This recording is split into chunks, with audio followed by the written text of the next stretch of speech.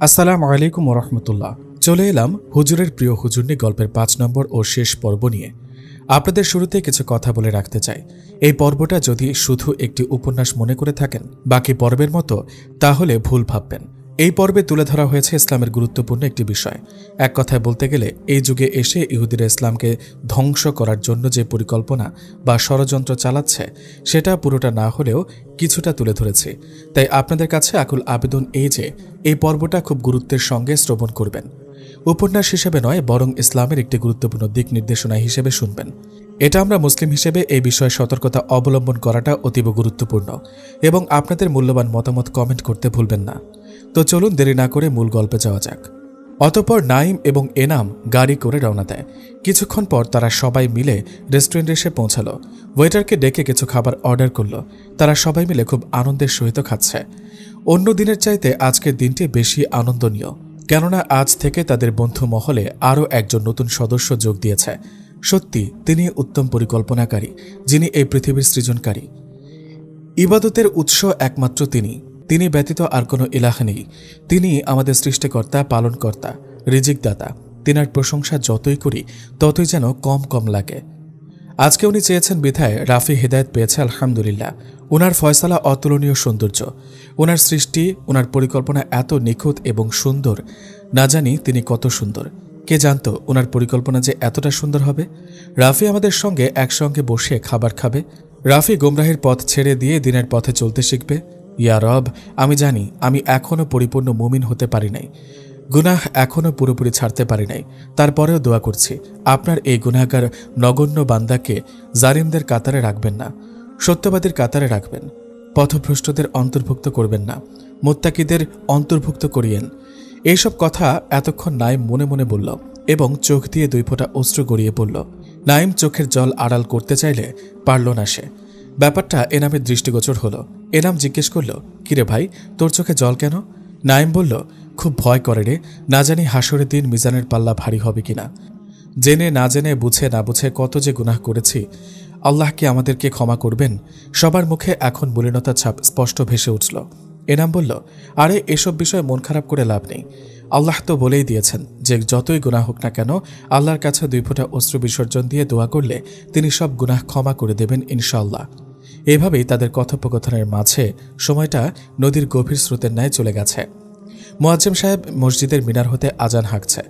আজানের সুমধুর সুর ভেসে আসতেই সবাই মসজিদ পানি এগিয়ে যায়। পাশে ছিল মসজিদ, যে কারণে আসতে তেমন সময় ব্যয় হয়নি।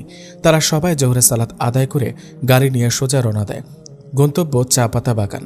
এখান থেকে গাড়ি করে গেলে সর্বনিম্ন 1 ঘন্টা 10 মিনিটের মতো লাগতে পারে। এনাম নাইমকে কল করে বলল, আমাদের সাথে তো রিমন ভাইয়াকে সহ নিলে ভালো হতো মনে হয়। তাতে ভাইয়ার সাথে সময় কাটানো যাবে এবং আমাদের সাথে সম্পর্কটাও আরও দৃঢ় হবে। আপনারা হয়তো ভাবছেন তারা তো একসাথে ছিল, তাহলে আবার ফোনে কথা বলছে কেন একজন অপরজনের সাথে? আসলে নাইম এবং এনাম ভিন্ন গাড়িতে, সেজন্য এনাম নাইমকে কল করে বলল, এনামের গাড়িতে রয়েছে সাকিব, মুরাদ এবং রাফি। নাইমের সাথে রয়েছে মিনহাজ। তারপর নাইম বলল, আচ্ছা ঠিক আছে, তাহলে আমি রিমনকে কল করে আসতে বলি। রিমনকে আমি নিয়ে নেব, তোরা চলে যাস, আমরা আসব। এনাম বলল, ওকে ঠিক আছে তাহলে। তারপর নাইমকে ফোন করে রিমনকে তৈরি হয়ে মেন রোডে চলে আসতে বলে। তারপর রিমন এলে নাইম সাথে করে রিমনকে সহ নিয়ে নেয়। 1 ঘন্টা পর সবাই গাড়ি থেকে নামল। ওরা সবাই রিমনের সাথে কুশল বিনিময়ে ব্যস্ত। সবাই সারি সারি কাতার বেঁধে হেঁটে চলছে সবুজ শ্যামল চা পাতা বাগানের ভেতর দিয়ে এবং প্রাকৃতিক সেই সুখটুকু উপভোগ করছে। তারা সবাই একদম বাগানের মাঝখান বরাবর চলে গেছে। বাগানের মাঝখানটায় খুব সুন্দর একটা জায়গা আছে, চারপাশে সবুজ রঙে ঘেরা, মাঝখানে খালি জায়গা। সাগরের মাঝখানে দ্বীপ যেমন সুন্দর দেখায়, ঠিক এটাও সেই রকমই সুন্দর। আবার সাথে আছে আল্লাহর নিয়ামত, সেই হৃদয় শীতলকারী স্নিগ্ধ শীতল হাওয়া। সেই মিষ্টি হাওয়ার সাথে ভেসে আসছে বেলি ফুলের মিষ্টি সুবাস। সব মিলিয়ে প্রকৃতি খুব সুন্দর একটা পরিবেশ তৈরি করতে সক্ষম। সবাই কিছুক্ষণের জন্য চোখ বন্ধ করে খুব ভালো করে নিঃশ্বাস আদান প্রদান করছে। একটু পর নাইম 4-5টা চোখ বুলাতে লাগলো। চা বাগান থেকে অল্প কিছু দূরে ফুলের বাগান, সেখান থেকে হয়তো বা বেলি ফুলের সেই মিষ্টি গন্ধটা আসছে। সবাই তারপর সেখানে বসে অনেকক্ষণ গল্পগুজব করলো। ওরা আসার সময় কিছু শুকনো নাস্তা নিয়ে আসে, যাতে করে এখানে আসলে খেতে খেতে পরিপূর্ণ সুখটুকু উপলব্ধি করতে পারে। সেখানে কয়েকটি ঘর দেখা যাচ্ছে, হয়তোবা এখানকার কর্মচারীদের জন্য ঘরগুলো বরাদ্দ। নাইম একজন বৃদ্ধকে বলে, তাদের ঘর থেকে একটা পাটি এবং একটা দস্তরখানা নিয়ে আসে। এরকম পরিবেশে এসে যদি এই সুন্নাহটা পালন করতে না পারে তবে তো সফরটাই বৃথা। তারপর সবাই মিলে গোল হয়ে বসে দস্তরখানা বিছিয়ে সবাই তারা বিসমিল্লাহ বলে খাওয়া শুরু করে। খাওয়া দাওয়া শেষ করে তারা সবাই সেভাবেই বসে রাফিকে নিয়ে কিছুক্ষণ দিনই আলাপ আলোচনা করে। অতঃপর আসরের আজান হলে তারা সবাই অজু করে নিজেদের পাগড়িগুলো বিছিয়ে সেখানেই জামাতের সহিত সালাত আদায় করে নেয়, কেননা সেখান থেকে মসজিদ অনেক দূরে। সালাতের পর তারা আরও কিছু সময় দোয়া দরুদ পাঠ করল। অতঃপর সন্ধ্যা হওয়ার ২০ মিনিট আগে তারা সেখান থেকে রওনা দেয়, যাতে করে মাগরিবের সালাতটা যে কোনো মসজিদে আদায় করতে পারে। এভাবে কেটে যায় আরও ১ মাস। প্রতিদিনের ন্যায় আজকেও নাইম এবং তার বন্ধুরা সবাই ভার্সিটিতে যায়। ক্লাস ১টা করার পর নাইমের কাছে একটা কল আসলো। নাইম কল রিসিভ করে সালামের জবাব দিল।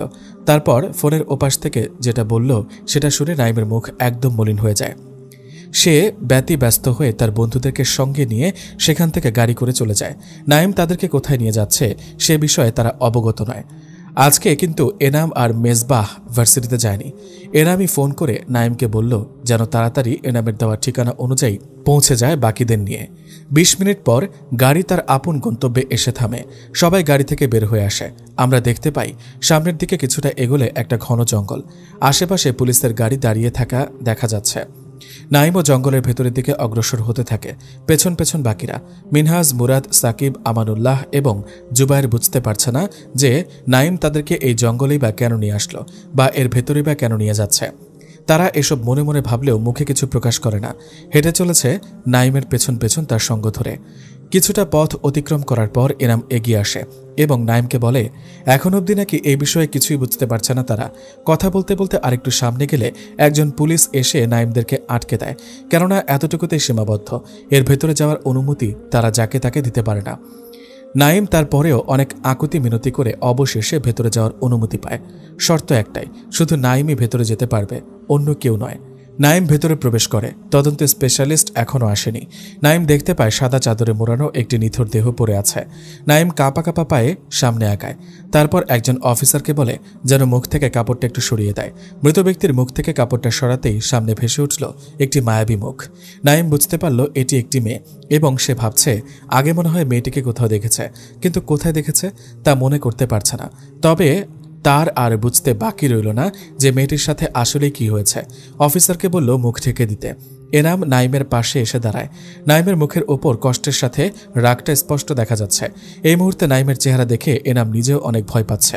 নাইমের মুখ রক্তিম বর্ণ ধারণ করেছে, চোখ দুটো লাল হয়ে আছে। রাগে দুঃখে নাইমের মুখের রগগুলো ভেসে উঠেছে। এনাম নাইমকে উদ্দেশ্য করে বলল, ভাই শান্ত হ, নিজেকে নিয়ন্ত্রণ কর, এ সময় রাগান নয়। এখন স্পেশাল টিম চলে আসবে, তদন্ত শুরু করা হবে ইনশাল্লাহ। এর শেষটা হতে হবে খুব ভয়ঙ্কর। একটু পর সেখানে কিছু স্পেশাল টিম নিয়োগ দেওয়া হয়। তারা এসে নিয়ে যায় লাশটা। পরপর 2 দিন কেটে যায়। এরই মধ্যে জানতে পারল যে মেয়েটি নাইমদের ইউনিভার্সিটিতে পড়ে। মেয়েটিকে খুব নৃশংসভাবে হত্যা করেছে। এটা ছিল পূর্ব পরিকল্পিত। পোস্টমর্টেম করে জানতে পারল মেয়েটিকে প্রায় 5 জন মিলে ধর্ষণ করেছে। ডিএনএ টেস্টের মাধ্যমে কিছু জানতে পারলেও অপরাধীদেরকে ধরা এতটাও সহজ ব্যাপার নয়, কারণ তারা এমনভাবে পরিকল্পনা করেছে রেপ করে মার্ডার করার পর কোনো প্রমাণ তারা রেখে যায়নি। এই বিষয় নিয়ে নাইম অনেক চিন্তিত হয়ে গেছে। নাইম ভাবতে থাকে মেয়েটিকে সে আগে কোথায় যেন দেখেছে। মেয়েটির চেহারা নাইমের স্মৃতিপটে স্পষ্ট ভাসমান। এই 2 দিন মেয়েটার কথা নাইমের মাথায় ঘুরপাক খাচ্ছে। অবশেষে নাইমের মনে পড়ে, আরে হ্যাঁ, আমি তো সেই মেয়েটিকে ইউনিভার্সিটিতে দেখেছিলাম, আমার কাছ থেকে নোট নিতে এসেছিল। কিন্তু সেদিন তো মনে হয় ওর সাথে আরও কেউ একজন ছিল।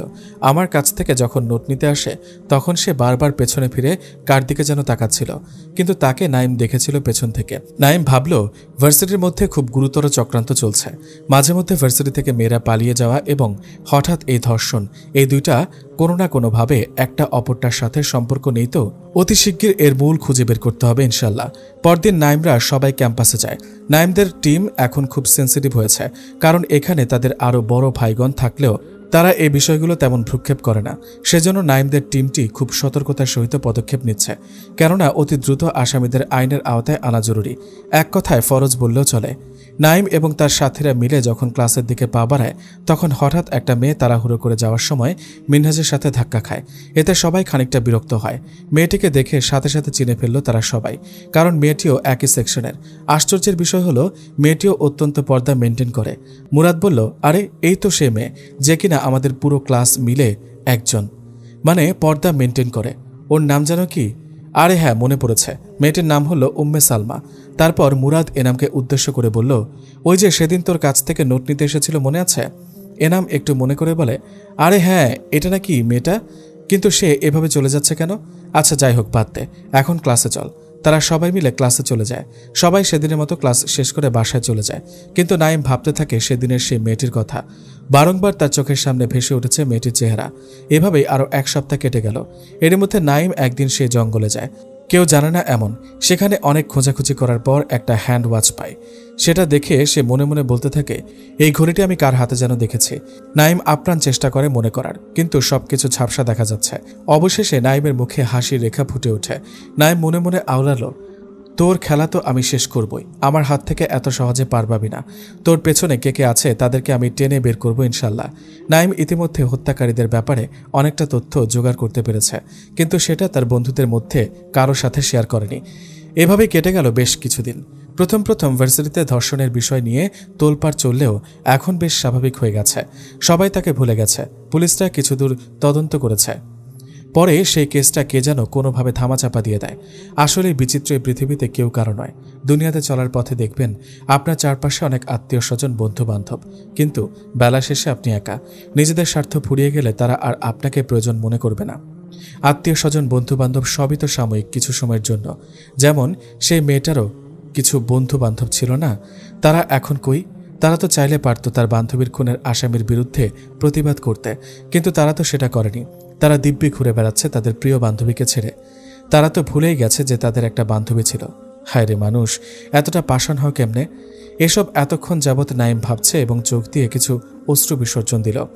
কিন্তু নাইমও প্রতিজ্ঞা করল, এর শেষটা দেখেই ছাড়বে সে। দেখি কোথাকার পানি কোথায় গিয়ে গড়ায়। না জানি তার পরিবারের ওপর কি চলছে। তাদের মেয়ের মৃত্যুতে তারা কেমন আর্তনাদ করেছে। বাকি সবার মনে বুঝ পেলেও যে গর্ভধারণকারিণী মায়ের মনে বুঝ পাবে না। তারপর নাইম এবং তার বন্ধুরা একদিন ভার্সিটিতে যায়। রাফি নাইমের সাথে একটা ছেলেকে পরিচয় করিয়ে দিতে আসে। রাফি বলল, বন্ধু, এটা আমার একটা নতুন বন্ধু। ও আমার মতোই নতুন দিনে ফিরেছে, তাই ও দিনের বিষয়ে তেমন কিছুই জানে না। ও আমাকে বলল, ভাই, তোদের সাথে পরিচয় করিয়ে দিতে নিয়ে আসলাম। ছেলেটি একটু সামনে এগিয়ে এসে সবাইকে উদ্দেশ্য করে সালাম দিল। আজকে সবাই এসেছে ভার্সিটিতে। বাকিরা সালামের জবাব দিলেও নাইম, এনাম এবং মেজবা দিল না। তাতে বাকিরা সবাই একটু ভাবান্বিত হয়। নাইম জিজ্ঞেস করে, তোমার নাম কি ভাই? ও জবাব দিল, জি ভাইয়া, আমার নাম হাসনাত। ও আচ্ছা, খুব সুন্দর নাম। ওদের কথার মাঝখানে এনামের ফোনে একটা কল আসে। এনাম একটু সাইডে এসে কল রিসিভ করে। ওয়ালাইকুম আসসালাম রহমতুল্লাহ। আলহামদুলিল্লাহ, ভালো আছি, আপনি কেমন আছেন? ফোনের ওপাশ থেকে জবাব দিল, জি আলহামদুলিল্লাহ, ভালো আছি। এনাম বলল, আপনারা প্রস্তুত আছেন তো? জি, আমরা আমাদের পজিশনে সেট আপ হয়ে আছি। চারপাশটা কি এখন আমাদের দখলে আছে? জি অবশ্যই। ওকে, বেস্ট অফ লাক। বলার সাথে সাথে আপনারা আপনাদের কাজ শুরু করবেন। মনে রাখবেন, খুব সতর্কতার সঙ্গে পদক্ষেপ নিতে হবে, যাতে করে কোনো রকম হানাহানি না হয়। জি ইনশাল্লাহ, আপনি সেটা নিয়ে একদম চিন্তা করবেন না, আমি সব দেখছি। আমি তো জানি সামান্য 19-20 হলে আমাদের এতদিনের পরিশ্রম বৃথা হয়ে যাবে। জি, আপনারা তাহলে অ্যালার্ট থাকেন। এই বলে এনাম আবার চলে এলো নাইমদের পাশে। হাসনাতের দিকে তাকিয়ে এনাম একটু শয়তানি হাসল। সেটা কারো দৃষ্টিগোচর হলো না। একটু পর এনাম বলল, আশা করি আমার যদি ভুল না হয় তাহলে তুমি ইন্ডিয়ান, রাইট? এই কথা শুনে হাসনাতের মুখের এক্সপ্রেশন চেঞ্জ হয়ে গেল। তার মুখের ভয়টা স্পষ্ট প্রকাশমান। তারপর নাইম বলল, আরে তুমি এত ঘামছো কেন? অনেক গরম লাগছে বুঝি? ঠান্ডা অর্ডার করবো নাকি? 7 আপ, কোকাকোলা, মোজো নাকি অন্য কিছু? এতটুকুতে যদি তোমার এই হালত হয় তাহলে বাদ বাকিগুলো শুনলে কি হবে? এবার মেজবাও মুখ খুলল। আরে আরে, হাসনাত ভাই দেখি অনেক ভয় পাচ্ছে। কে কোথায় আছিস? একটা রুমাল নিয়ে আয়, ভাইয়ের মুখটা মুছে দিই। ওদের এহেন কথাবার্তা কারো বুঝে আসছে না। মিনহাজ এগিয়ে এসে বলল, আরে তোরা এসব কি শুরু করলি? কেউ কি একটু আমায় বুঝিয়ে বলবি? নাইম ওর বন্ধুদের উদ্দেশ্যে বলল, বন্ধুরা, আজকে এখানে শো হবে, তোরা শো দেখার জন্য প্রস্তুত থাক। রাফি বলল, আরে বন্ধু, আমি তো কিছুই বুঝতে পারছি না, এখানে কি হচ্ছে এসব? বন্ধু, তুই কিছু বুঝবি না। তোর নতুন বন্ধু হাসনাত ভাই তোকে খুব সুন্দর করে বলদ বানিয়েছে। হাসনাত তড়িঘড়ি করে কল করতে চাইলে এনাম ওর হাত ধরে বলে, আরে আরে, দেখো তো কাণ্ড, জামাই শ্বশুর বাড়িতে বেড়াতে আসছে, সেখানে আবার কাকে ফোন করছে? তুমি চিন্তা করবে না, তোমরা আজকে যে মিশনটা করার কথা ছিল সেটি আর হচ্ছে না, আর তোমার বন্ধুরা তাদের প্রাপ্য জায়গায় আছে। আচ্ছা, এখন তাহলে মূল কথায় আসা যাক। চলো তোমার পরিচয়টা একটু সবার সামনে তুলে ধরি, তার আগে একটা কাজ করা যাক। এই বলে এনাম ওয়াকিটকি বের করে মুখের সামনে এনে বলে, game is start now, attack. ওপাশ থেকে শুধু বলল, ইয়েস স্যার। এটা বলার পরপরই আমরা দেখতে পাই গেটের ভেতর দিয়ে লাইন ধরে আসছে, হাতে বন্দুক, গায়ে পরিহিত কালো ইউনিফর্ম, চোখে কালো চশমা। সব মিলিয়ে বোঝাই যায় যে তারা কোনো সাধারণ কেউ নয়। এই বিষয়টি দেখে একদমই সবাই বাকরুদ্ধ হয়ে গেল। প্রায় 12 জনের মতো হবে তারা। আজকে এমনিতেই ভার্সিটিতে ছাত্রছাত্রী কমই এসেছে, কিন্তু যারা এসেছে তাদেরকে এনাম স্পেশাল ফোর্সের মাধ্যমে প্রোটেক্ট করে নিয়েছে। এনাম তাদেরকে উদ্দেশ্য করে বলল, বয়েজ টেক দ্য পজিশন। সাথে সাথে তারা দৌড়ে গিয়ে নাইমদের চারপাশ ঘিরে বন্দুক তাদের দিকে তাক করে দাঁড়িয়ে যায়। এহেন আচরণে উপস্থিত সবাই হতভম্ব। তারপর মুরাদ জিজ্ঞেস করল, এনাম তুই আসলে কে? তারপর ফোর্সদের মধ্য থেকে একজন একটু সামনে এসে বলে ওঠে, the undercover of special officer হাফেজ মোহাম্মদ এনামুল হক অ্যান্ড মোহাম্মদ মিসবাহ। সাথে সাথে ফোর্সদের মধ্য থেকে তাদেরকে সবাই স্যালুট করে। তারাও বিনয়ের সহিত তা গ্রহণ করে। সবাই যেন কিছুক্ষণের জন্য থমকে গেল। নাইম বলল, মাশাআল্লাহ, সুবহানাল্লাহ, আলহামদুলিল্লাহ। আমি আজ অনেক গর্বিত যে আমার চাচাতো ভাই এবং বন্ধু তারা দুইজন কোনো সাধারণ মানুষ নয়। আমি তোদের এই মিশনের ব্যাপারে আরও অনেক আগে থেকে অবগত ছিলাম। মেজবা জিজ্ঞেস করলো, কেমনে? তারপর নাইম বলল, বন্ধু তোমরা কি ভাবছ আমি কিছু বুঝি না? আমি বুঝেছি তোমাদের দুজনেই বিদেশ যাওয়া নিয়ে, সে বিষয়টি লক্ষ্য করেছি এবং আমার বিয়ের ওয়ালিমার সময় তোমরা একজন অপরজনকে দেখে একটু অবাক হয়েছিলে। সে বিষয়টা কারো দৃষ্টিগোচর না হলেও আমার হয়েছে। তারপরেও আমি তেমন নিশ্চিত ছিলাম না। তারপর তোমার এইখানে অ্যাডমিশন নেওয়ার কথা বলাতে এনামের ভাবনাটা আমার চোখ এড়ায়নি। তারপরে তখনই নিশ্চিত হলাম যখন তোমরা দুজনকে একই সাথে মেয়েটির হত্যার দিন জঙ্গলে দেখি। সেদিন ব্যাপারটা আমায় ভাবিয়েছে। কিরে, আমাকে তো প্রথম এনামি কল দিল, ও কেমনে জানলো এই বিষয়ে? তারপর সেখানে গিয়ে আমি তোমাদের পুরো ডিটেলস জানতে পারি। এবার এনাম বলল, ও আচ্ছা চাস্তো ভাই, তাই নাকি? অবশ্য তোর বিষয়ের গুরুত্বপূর্ণ কিছু তথ্য আমার সংগ্রহে আছে। মুচকি হেসে বলল এনাম, সেটা না হয় অজানাই থাক। তারপর নাইম একটু অবাক হয়। তারপর মুচকি হেসে বলল, তুই তো আন্ডারকভার অফিসার, তোর জন্য এই বিষয়টা একদম পান্তা ভাত আর দুধ ভাতের ন্যায়। আশা করছি আমার বিষয়ে সবই জানিস। এনাম মুচকি হাসল। আরে শুধু আমরাই কথা বলবো নাকি? আমাদের হাসনাত ভাইয়ের পরিচয়টা যে এখনও সবাই জানে না। তো বন্ধুরা, এতক্ষণ তো আমার আসল পরিচয় জানলি, এবার পালা হাসনাতের। এবার এনাম বলল, রাফি তুই আমাদের সাথে ওর পরিচয় করিয়ে দিয়েছিলিস না? আমি এবার ওর আসল পরিচয় দিচ্ছি। মূলত ও কোনো হাসনাত না এবং ও কোনো মুসলিম পরিবারের সন্তানও নয়। ও হলো সনাতন ধর্মাবলম্বী। সবাই খানিকটা অবাক হয়। তারপর আবার বলতে শুরু করে, ওর নাম হলো গণেশ চক্রবর্তী। ও পেশায় একজন ইন্টারন্যাশনাল ড্রাগস মাফিয়া। এরপর নাইম বলল, ওদের মূল কার্যক্রম ইন্ডিয়াতে। আমাদের বাংলাদেশের মুসলিম জাতিকে নিয়ে ওরা গভীর ষড়যন্ত্র চালাচ্ছে। শুধু বাংলাদেশ বললে ভুল হবে, পুরো বিশ্বের মুসলিম জাতি এখন কঠোর হুমকিতে আছে। আমি এই বিষয়টা অনেক আগে থেকেই তদন্ত করেছি নিজেই। ও ঠিকঠাকভাবে কাজ করলে ধরা খেত না। ওই যে কথায় আছে না, চোর ধরা খায় নিজের দোষে। ও সবকিছু প্ল্যান মোতাবেক করেছে, কিন্তু শেষে এসে একটু গন্ডগোল করে ফেলেছে। চোর যতই চালাক হোক না কেন, তাড়াহুড়ো করতে গিয়ে সে ছোটখাটো একটা ভুল করে ফেলে। ও ঠিক সেরকম একটা ভুল করে ফেলেছে। সবকিছু ওদের প্ল্যান মোতাবেক চলছে, কিন্তু মাঝখান থেকে সামান্য একটা হ্যান্ড ওয়াচ ওদের পতনের কারণ হলো। তারপর এনাম বলল, মানেটা সবার সাথে শেয়ার করব, তার আগে একটা কথা বল, তোকে আজকের বিষয়ে ইনফরমেশন কে দিয়েছে? এনাম বলল, একটা অপরিচিত নাম্বার থেকে কল করে আমাকে ওদের বিষয়টা বলেছে। নাইম বলল, আসলে সে অপরিচিত নাম্বারের পেছনের মানুষটা আর অন্য কেউ না, সেটা হলাম আমি। এবার এনাম সহ সবাই যেন আকাশ থেকে বলল। এনাম বলল, কি বলিস ভাই? তার মানে তুই সবকিছু শুরু থেকে জানতি? সবকিছু আমি শুরু থেকে অনুভব করছিলাম। বিশেষ করে আমাদের ভার্সিটি আমার নজরে সবসময় ছিল। আচ্ছা মানলাম তুই এসব পরিকল্পনা আগে থেকে আঁচ করতে পেরেছিস, কিন্তু তুই এটা কেমনে নিশ্চিত হলি যে এসবের পেছনেও ওই ছিল? তুই খুব ভালো একটা প্রশ্ন করেছিস। তাহলে শোন, তোদেরকে সব শুরু থেকেই বলি। মনে আছে কয়েক মাস আগে আমাদের ভার্সিটি থেকে মেয়ে গায়েব হয়ে যেত? শেষে তাদেরকে অপবাদ দিত যে তারা তাদের বয়ফ্রেন্ডের সাথে পালিয়েছে। আসলে কি সেটা সত্যি? আসলে সেটা পুরোটাই অপবাদ। তারা কোনো বয়ফ্রেন্ডের সাথে পালিয়ে যেত না, তাদেরকে এরা মিলে পাচার করে দিয়েছে। গণেশের দিকে ইশারা করে বলল নাইম। তারপরে আসি সেই মেয়েটির বিষয়ে, যে কিনা কিছুদিন আগে ধর্ষণের শিকার হয়ে আজ সে পৃথিবী হারা। মেয়েটির নাম আমি শিওর জানতাম না। একদিন আমি একা ক্যান্টিনের সামনে বসেছিলাম, হঠাৎ করে কোথা থেকে যেন একটা মেয়ে এলো। তারপর সে আমায় সালাম দিল। আমি সালামের জবাব দিলাম, ওয়ালাইকুম আসসালাম রহমতুল্লাহ। ভাইয়া একটা হেল্প লাগতো। জি আপু বলেন, কি হেল্প লাগবে? আসলে ভাইয়া আমি গত কিছুদিন যাবৎ ভার্সিটিতে আসিনি, যার ফলে আগের পড়াগুলো আয়ত্ত করতে পারছি না। আপনার কাছে যদি নোট থাকে তাহলে আমায় দিলে একটু উপকার হয়। ও আচ্ছা আপু, সে ব্যাপার। আচ্ছা আমি কালকে নিয়ে আসবো ইনশাল্লাহ, তখন নিয়ে যান। তারপর নাইম খেয়াল করলো যে মেয়েটি কেমন যেন অস্বস্তি বোধ করছে, ওর হাত দুটোকে মোচড়ামুচড়ি করছে। তারপর নাইম জিজ্ঞেস করলো, আপু আপনি এরকম কেন করছেন? Any problem? আসলে ভাইয়া আমাকে কয়েকদিন যাবৎ একটা ছেলে খুব বিরক্ত করছে। ছেলেটি এখনও আমার পেছনে দাঁড়িয়ে আছে। নাইম এবার একটু মাথা তুলে উঁকি দিয়ে দেখল মেয়েটির পেছনে ছেলেটি ওপাশে ফিরে দাঁড়িয়ে থাকাতে নাইম ছেলেটির মুখ দেখল না, তবে ভালো করে পর্যবেক্ষণ করে নিল ছেলেটির স্টাইল, ভাবভঙ্গি, চলাফেরা। ছেলেটির হাতে একটা ঘড়িও দেখতে পায়। তারপর নাইম বলল, ওকে আপু, আপনি যান, আমি বিষয়টি দেখব ইনশাল্লাহ। তারপর মেয়েটি চলে গেল, কিন্তু আফসোস সেই মেয়েটি আজ আমাদের মাঝে নেই। এ বলে নাইম দীর্ঘশ্বাস ছাড়ল। তারপর নাইম আবার বলতে শুরু করলো, জঙ্গল থেকে যখন মেয়েটির মরদেহটি উদ্ধার করে তখন পুলিশরা যে কোনোভাবে কেসটা ডিসমিস করে দেয়। আমিও হার মানার পাত্র নয়। আমি ঠিক তার 2 দিন পরে সে জঙ্গলে আবার যাই। তারপর সেখানে আমি পাই একটা ঘড়ি। ঘড়িটা দেখে আমার মনে হলো এই ঘড়ি আমি কার হাতে যেন দেখেছি। অনেকক্ষণ আমি সেই বিষয়টি নিয়ে ভাবি, কিন্তু পরিশেষে ফলাফল শূন্য। তারপর তোদের কি মনে আছে সেদিন যে ক্যান্টিনে যাওয়ার সময় একটা মেয়ের সাথে ধাক্কা লাগে এনামের? এনাম বলল, আরে হ্যাঁ, মনে থাকবে না কেন? সেই মেয়েটির নাম হলো উম্মে সালমা। আমার কাছ থেকে কিছুদিন আগে নোট নিতে এসেছিল। নাইম বলল, ও আচ্ছা তাই নাকি? তারপর তোর কি মনে আছে সেদিনের মেয়েটি তড়িঘড়ি করে চলে গিয়েছিল? মনে আছে। সেদিন মেয়েটি চলে যাওয়ার সময় আমি খেয়াল করি যে আমাদের থেকে আনুমানিক 5 থেকে 6 ফিট দূরে একটি ছেলে হেঁটে চলে যাচ্ছে। ছেলেটির দিকে চোখ পড়তেই আমার মনে হলো আমি ওকে চিনি। তৎক্ষণাৎ আমি ওর হাতের দিকে খেয়াল করি, দেখি ওর হাতে কোনো ঘড়ি নেই। তারপর আমার মাথায় থাকা জিলাপির প্যাচটা তারার মতো সোজা হয়ে গেছে। তারপর থেকে আমি ওর পেছনে লেগে যাই। ও কখন কোথায় যায়, কি করে, কাদের সাথে মিশে, সব ডিটেলস আমি সংগ্রহ করি।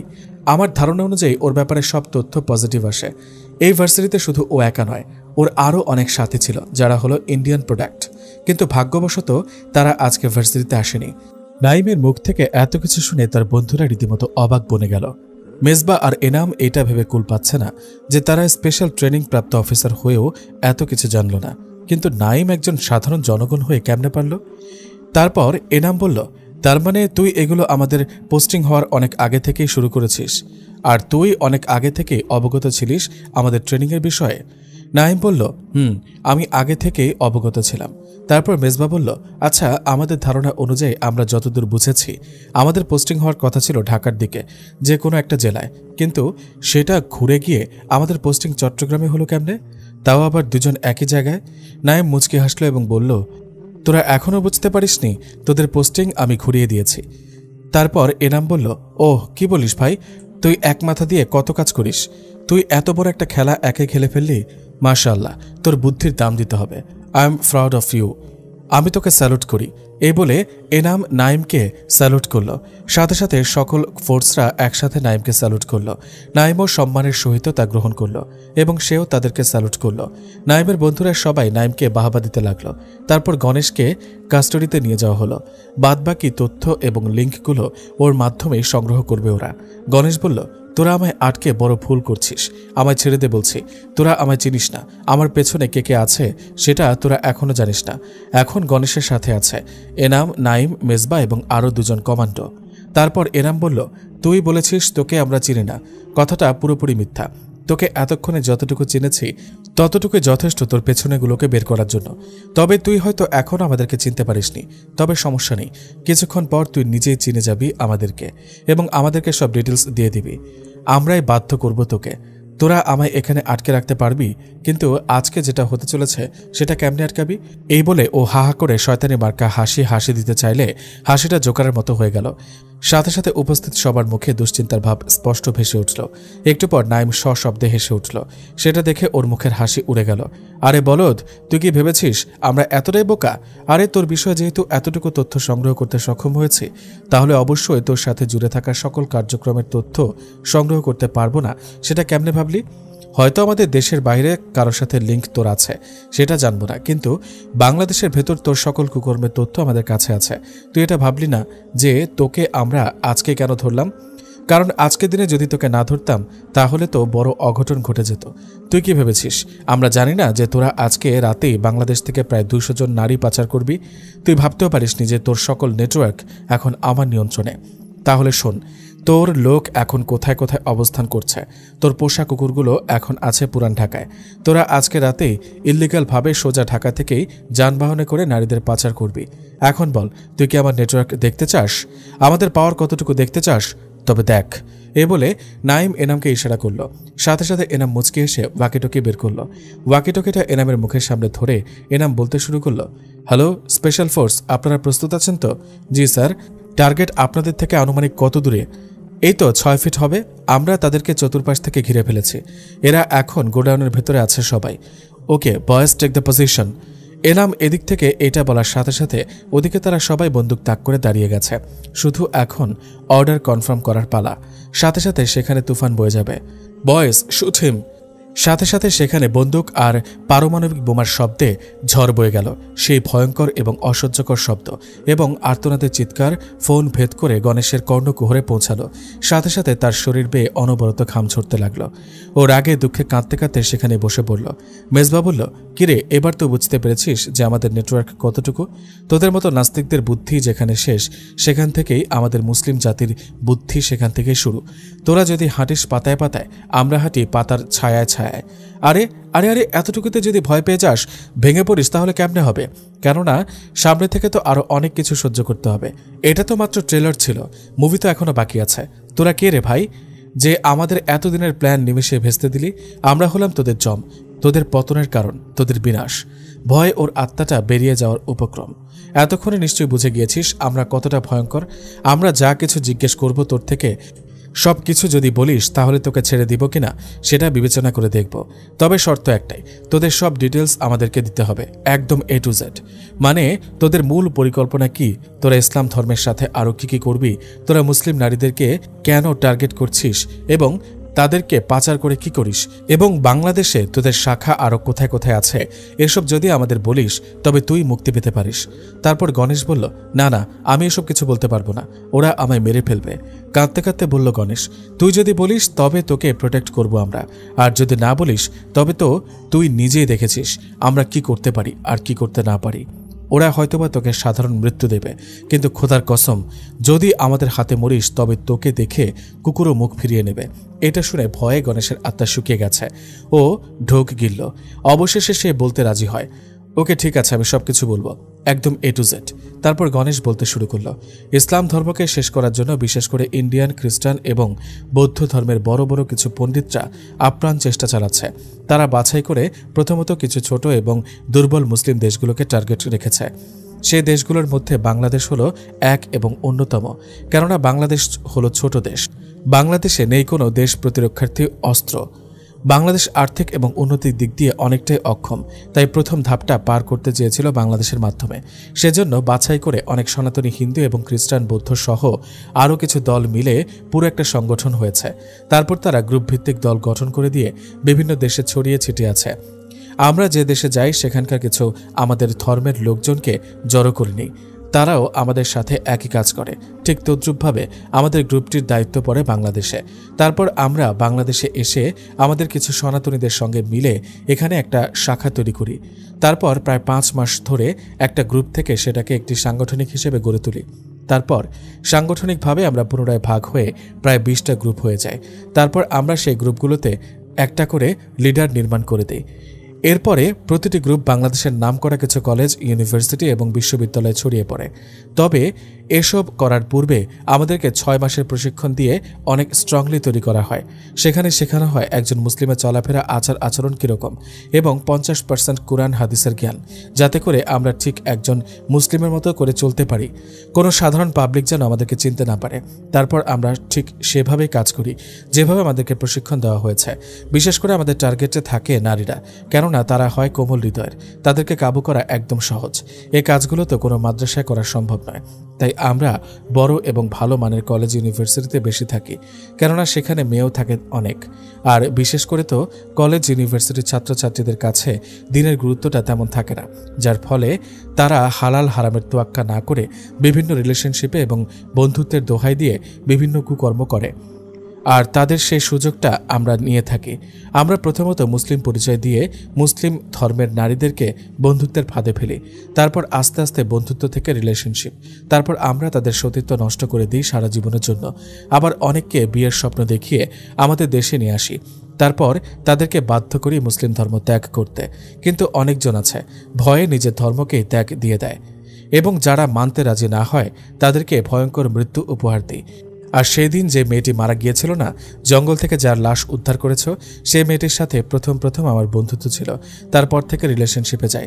এর কিছুদিন পরেও ও আমার বিষয়ে কিছু জানতে পারে। তারপর তাকে আমরা গ্যাং রেপ করি, প্রায় 8 জন মিলে। অতঃপর মেয়েটিকে জঙ্গলে নিয়ে হত্যা করি। তারপরে আবার যে মেয়েদের থেকে দিনের জ্ঞান আছে তাদেরকে ফাঁসানোর মজাই আলাদা। তাদেরকে যেভাবে আমরা ফাঁসাই, প্রথমে আমরা তাদেরকে বলি যে আমরা সনাতন ধর্মাবলম্বী, আমি আমাদের ধর্মকে বিশ্বাস করি না। মুসলিমদের সাথে লেখাপড়া করতে করতে আমার মনে হলো যে আমি ভুল ধর্মে আছি। সেজন্য সেই ধর্ম থেকে বেরিয়ে এসে আমি তওবা করতে চাই, আমি মুসলিম হতে চাই। আপু আমাকে সাহায্য করবেন? ওরা সেটা করতে কোনো রকম রাজি হয় না। ওরা বলে আপনি সেরকম হলে কোনো একজন দিনী ভাইয়ার সাথে কথা বলতে পারেন, এ বিষয়ে আমি কিছু করতে পারছি না। দেখুন আপু, আমি সেটা এখন আপনাকে বলছি, কিন্তু সেটা যদি কোনো পুরুষ মানুষের সাথে শেয়ার করি তাহলে তারা আমায় পাগল ডাকবে, কোনো সাহায্য তো করবেই না, আরও অনেক রকম কথা শোনাবে। ওরা বিভিন্নভাবে আমাদেরকে হেনস্থা করবে। তাই বলছি আপু আমায় সাহায্য করেন। আপনি কি চান না যে কেউ একজন আপনার মাধ্যমে ভিন্ন ধর্ম বাদ দিয়ে ইসলাম ধর্ম গ্রহণ করে? তারপর আরও কিছু টুকিটাকি কথার মাধ্যমে সেরকম কিছু নারী আমাদের শিকার হয়। তারপর তাদেরকে অনেক বেশি জ্বালাতন করি এবং ইসলাম ধর্ম ত্যাগ করতে বাধ্য করি। অনেকে ধর্মকে বুকে নিয়ে মৃত্যুকে বরণ করে নেয়। যাদের মধ্যে দিনের জ্ঞান আছে তারা বেশিরভাগ মেয়েই ধর্মকে আঁকড়ে ধরে কঠিনতম মৃত্যুকে বরণ করে নেয়। এসব কিছু করার পেছনে তাদের স্বার্থ একটাই, আর সেটা হলো ইসলাম ধর্মের পতন। এতক্ষণ যাবৎ ওর মুখ থেকে এসব কথা শুনে উপস্থিত সবার চোখে পানি। নাইম এবং এনামের চোখ রক্তবরণ ধারণ করেছে। তাদেরকেও এই মুহূর্তে দেখে গণেশের আত্মা বেরিয়ে আসছে। ওদের দেখে মনে হচ্ছে এখন ওদের ভেতর যে অগ্নিশিখাটা উত্তপ্ত লাভার ন্যায় উত্তাল পাতাল করছে, সেই আগুনে পুড়ে ভস্ম হয়ে যাবে গণেশ। এনাম রাগান্বিত কণ্ঠে জিজ্ঞেস করল, বর্তমানে বাংলাদেশের কয়টি কলেজ ইউনিভার্সিটিতে আছে ফেরাউনের এজেন্ডারা, মানে তোদের সাথীরা? তারপর গণেশ একে একে সব ডিটেলস দেয়। অতঃপর মেজবার সাথে সাথে গণেশের দেওয়া প্রতিটি ঠিকানায় স্পেশাল ফোর্সদেরকে পাঠিয়ে দেয়। এনাম এক্ষুনি গণেশকে ইনকাউন্টার করে দিত যদি ওপর মহল থেকে কোনো চাপ না আসতো। ইতিমধ্যেই হাইকমান্ড থেকে অনেক চাপ চলে আসছে ওদের টিমকে ব্রাশ ফায়ার দেওয়ার জন্য। এখন যদি ওকে কিছু করে তবে এনাম এবং মেজবা সাসপেন্ডও হতে পারে। সেজন্য বাদবাকি সব ডিসিশন হাইকোর্টের তত্ত্বাবধানে সঁপে দিয়েছে। এভাবেই কেটে গেল আরও 10 দিন। এই 10 দিনে নাইম, এনাম এবং মেজবা কোনো রকম শান্তি পায়নি, কারণ সে কেসটা নিয়ে কোর্টে বারংবার দৌড়াদৌড়ি করতে হয়েছে। তবে সে কষ্ট বিফলেও যায়নি বলা যায়। গণেশকে ফাঁসির আদেশ জারি করেছে এবং বাদবাকি যাদেরকে গ্রেপ্তার করেছে তাদেরকে ক্রসফায়ার দিয়েছে। অতঃপর ইন্ডিয়ান ফেরাউনের বংশধর এবং নমরুদের এজেন্ডাদেরকে কঠিন হুঁশিয়ারি দেয়। গত 10 দিনে নাইম এতটাই চিন্তার মধ্যে দিন পার করেছিল যে তার যে একজন প্রিয়তমা আছে সেটা ভুলে গিয়েছে। আজকে বৃহস্পতিবার বিকেলে সাফুরাকে আনতে গেছে তালুকদার সাহেব। সাফুরা এসে সবার সাথে কুশলাদি বিনিময় করে তার রুমে গেছে। ঝর্ণা বেগম খেয়াল করলেন তার পুত্রবধূর মুখখানা কেমন যেন ভার ভার হয়ে আছে। তিনি বেশ বুঝতে পারছেন যে ওনার ছেলের সাথে বৌমা খুব বেশি অভিমান করেছে। তারপরেও তিনি কিছু বললেন না, কারণ ছেলে বৌমার মধ্যে সামান্য ভুল বোঝাবুঝি হবে, সেটা তারা নিজেরাই সমাধান করতে শিখুক। একটু পর নাইম কোথা থেকে যেন এলো। সাফুরা বেলকনিতে দাঁড়িয়ে আছে। নাইম রুমে এসে সাফুরাকে খেয়াল করেনি। এতে সাফুরার অভিমান আরও বৃদ্ধি পেল। নাইম ওয়াশরুম থেকে বের হয়ে খাটের উপর ব্যাগ দেখতে পেল। ব্যাগটা দেখে নাইমের বুঝতে বাকি রইল না যে তার কলিজার টুকরা আজকে মাদ্রাসা থেকে এসেছে। নাইমের মুখে ফুটে উঠল এক চিলতে মিষ্টি হাসি। নাইম তার পাখিকে এদিক ওদিক খুঁজতে থাকে, অবশেষে পেয়েও যায়। নাইম দেখে তার প্রিয়তমা বেলকনিতে দাঁড়িয়ে দুটি পাখির খুনসুটি দেখছে। দুটি পাখি একই ডালে বসে একে অপরের প্রতি ভালোবাসা আদান প্রদান করছে, কিন্তু সেটা তাকে আরও বিভোর ভাবনায় ফেলে দেয়। নাইম পেছন থেকে সালাম দিয়ে সাফুরাকে জড়িয়ে ধরে। সাফুরা সালামের জবাব দেয় কি নাইমকে ধাক্কা দিয়ে নিজের থেকে দূরে সরিয়ে দেয়। ঘটনাটি আচমকা হওয়াতে নাইম কিছু বুঝে উঠতে পারে না। সাফুরা জোর আওয়াজে বলল, খবরদার আমাকে ছোবেন না। নাইম মৃদু হেসে আবার সাফুরাকে ধরতে চায়। এবার সাফুরা রাগ সামলাতে না পেরে নাইমকে আবার ধাক্কা দেয়। ফলে নাইম ছিটকে গিয়ে দরজার সাথে বাড়ি খেয়ে হাতে অনেকটা ব্যথা অনুভব করে। সেদিকে সাফুরার কোনো ভ্রুক্ষেপ নেই। নাইম বাড়িটা হাতে খেলেও তীব্র ব্যথা অনুভব করছে বুকের মাঝে। নাইম তারপরেও হাসি মুখে উঠে দাঁড়ায়। সাফুরা মজা করছে এই ভেবে, কিন্তু নাইমের ধারণাকে ভুল প্রমাণিত করে সাফুরা বলে উঠল, আপনি তো একজন প্রতারক, বেঈমান, কথার বরখেলাপ করেন। সাফুরার এহেন আচরণে নাইমের মনে প্রচুর রক্তক্ষরণ হয়। নাইম একটু সামনে এসে বলতে চাইল, পাখি আমার কথা শোনো। ব্যাস এতটুকুতে নাইমের মুখ বন্ধ করে দিয়ে সাফুরা বলল, আরে চুপ করেন আপনি, বেইমানের সাথে কিসের কথা? নাইম আজকে সাফুরাকে জীবনেও আশা করেনি। আপনি না আমায় কথা দিয়েছিলেন আমায় দেখতে যাবেন 2 দিন পরপর, আমায় গিয়ে নিয়ে আসবেন 2 সপ্তাহ পরপর। তাহলে কোথায় আপনার সেই বাণীগুলো? 10 দিন পার হয়ে গেল, আমায় না একটু দেখতে গিয়েছেন, না একটা কল করেছেন। কথার বরখেলাপ করা মানুষগুলোকে আমি প্রচুর ঘৃণা করি। নাইম যে সাফুরাকে সেই প্রথম দিন থেকে অনেক আপন করেছিল, তার কাছ থেকে শুধু মিষ্টি মধুর বাণী এবং অনেক অনেক ভালোবাসা আশা করেছিল, এবং এখন নাইমের সেই ধারণাকে ভুল প্রমাণিত করে সাফুরার দেওয়া ব্যথাগুলো চোখের কোণায় এসে হানা দিচ্ছে। নাইম ভেতরে ভেতরে পুরোপুরি ভেঙে তছনছ হয়ে গেছে। নাইমের চোখ দিয়ে নোনা জল গড়িয়ে পড়ছে। আজ যেন তার কাঙ্ক্ষিত মানুষটির প্রবল বাতাসের ন্যায় ধাক্কাগুলো সহ্য করার শক্তি হারিয়ে ফেলেছে। একজন পুরুষকে যদি পৃথিবীর সকল মানুষজন অবহেলা করে, ভুল বুঝে, তখনও তাদের মধ্যে কোনো প্রতিবাদ বা অভিযোগ দেখা যায় না। কিন্তু যাকে সে নিজের থেকেও বেশি ভালোবাসে, সে যদি কখনো ন্যূনতম আঘাত করে না, তখন সেটা বিষাক্ত তীরের ন্যায় বুকে বেঁধে যায়। পুরুষ মানুষ সকল দুঃখ সহ্য করার ক্ষমতা রাখলেও তার প্রিয় মানুষের কাছ থেকে পাওয়া কষ্টগুলো সহ্য করার ক্ষমতা কোনো পুরুষেরই নেই। কিন্তু তারপরেও নাইম আল্লাহর কাছে ফরিয়াদ জানায় যে, ইয়া রব, আমার বউ অবুঝ, সে বুঝতে পারছে না, তাকে এখন শয়তানে গ্রাস করেছে। ওর প্রতি আমার কোনো অভিযোগ নেই, আপনি দয়া করে ওকে মাফ করে দিন। আমার সাথে খারাপ আচরণ করাতে তাকে কোনো লানত দিও না আল্লাহ। এতক্ষণ যাবৎ নাইমকে কত কথা শুনিয়েছে, কিন্তু নাইমের মুখ থেকে প্রতিবাদের কণ্ঠে একটি কঠোর ভাষাও বের হলো না। নাইম মনে মনে বলল, না থাক, আজকে ওর যত ইচ্ছে ততই আমাকে বকা শোনাক, আমি কিচ্ছুটি বলবো না। আমায় কথা শুনিয়ে যদি ওর মন একটু তৃপ্তি লাভ করে, তাতে ক্ষতি তো হবে না। নাইমের ফোনে একটা কল আসে। অপরিচিত নাম্বার দেখে কলটা এড়িয়ে গেল। পরপর 4 বার কল আসাতে নাইম একটু বিরক্তি ভঙ্গিতে কল রিসিভ করে। কল রিসিভ করার পর ফোনের ওপাশ থেকে মেইলি কণ্ঠে বলল, আসসালামু আলাইকুম, কেমন আছো জান? নাইম যেন আকাশ থেকে বলল। জিজ্ঞেস করল, আপনি কে, আর আপনার জানি বা কবে থেকে? ওমা, এত তাড়াতাড়ি আমায় ভুলে গেলা? নাইম বলল, আশ্চর্য, যেখানে আমি আপনাকে চিনি না সেখানে আবার ভুলে যাওয়ার প্রশ্ন কোত্থেকে আসছে? এবার সাফুরা বলতে শুরু করলো। ফোনের আওয়াজ লাউড স্পিকারে থাকাতে ফোনের ওপাশের কথাগুলো সব স্পষ্ট শুনতে পেয়েছে সাফুরা। ছি ছি, আপনি এত নিচু জাতের মানুষ, আমি সেজন্যই তো বলেছি। হঠাৎ করে আমার প্রতি এত অবহেলা কোথা থেকে উদয় হলো? নাইম সাফুরার কথায় কোনো ভ্রুক্ষেপ করল না। নাইম বলল, এই মেয়ে, তোমার সমস্যা কি? হ্যাঁ, সে কখন থেকে উল্টাপাল্টা কথা বলছো? আমার সমস্যা তো একটাই, আর সেটা হলো তুমি। মানে কি? তুমি কি বলতে চাও? মেয়েটি বলল, ছি ছি, তুমি এমন কেন? গত 1 সপ্তাহ আমার সাথে ইচ্ছে মতো টাইম পাস করে এখন আমায় নাচের নাটক করছো? এই মেয়ে, এখন কিন্তু একটু বেশি বেশি হয়ে যাচ্ছে। এবার মেয়েটা ন্যাকা কান্না করতে করতে বলল, প্লিজ তুমি আমার সাথে এমন করো না, আমি তোমায় ছাড়া বাঁচতে পারবো না জান। আচ্ছা, আমার কথা তোমার মনে পড়ছে না? দাঁড়াও, আমি তোমাকে মনে করে দিচ্ছি। তোমার নাম হলো নাইম। তোমার সাথে আমার দেখা হয় চট্টগ্রাম ইউনিভার্সিটিতে। তুমি কওমি মাদ্রাসায় লেখাপড়া করেছ এবং ভার্সিটিতে তোমার সাথে তোমার বন্ধুরা সহ আসে। তোমরা সবাই ভার্সিটিতে জুব্বা পরে আসো। তোমরা একসাথে লাইব্রেরিতে গিয়ে বিভিন্ন বই পড়ো, এবং তোমার একটা বলদ বউ আছে।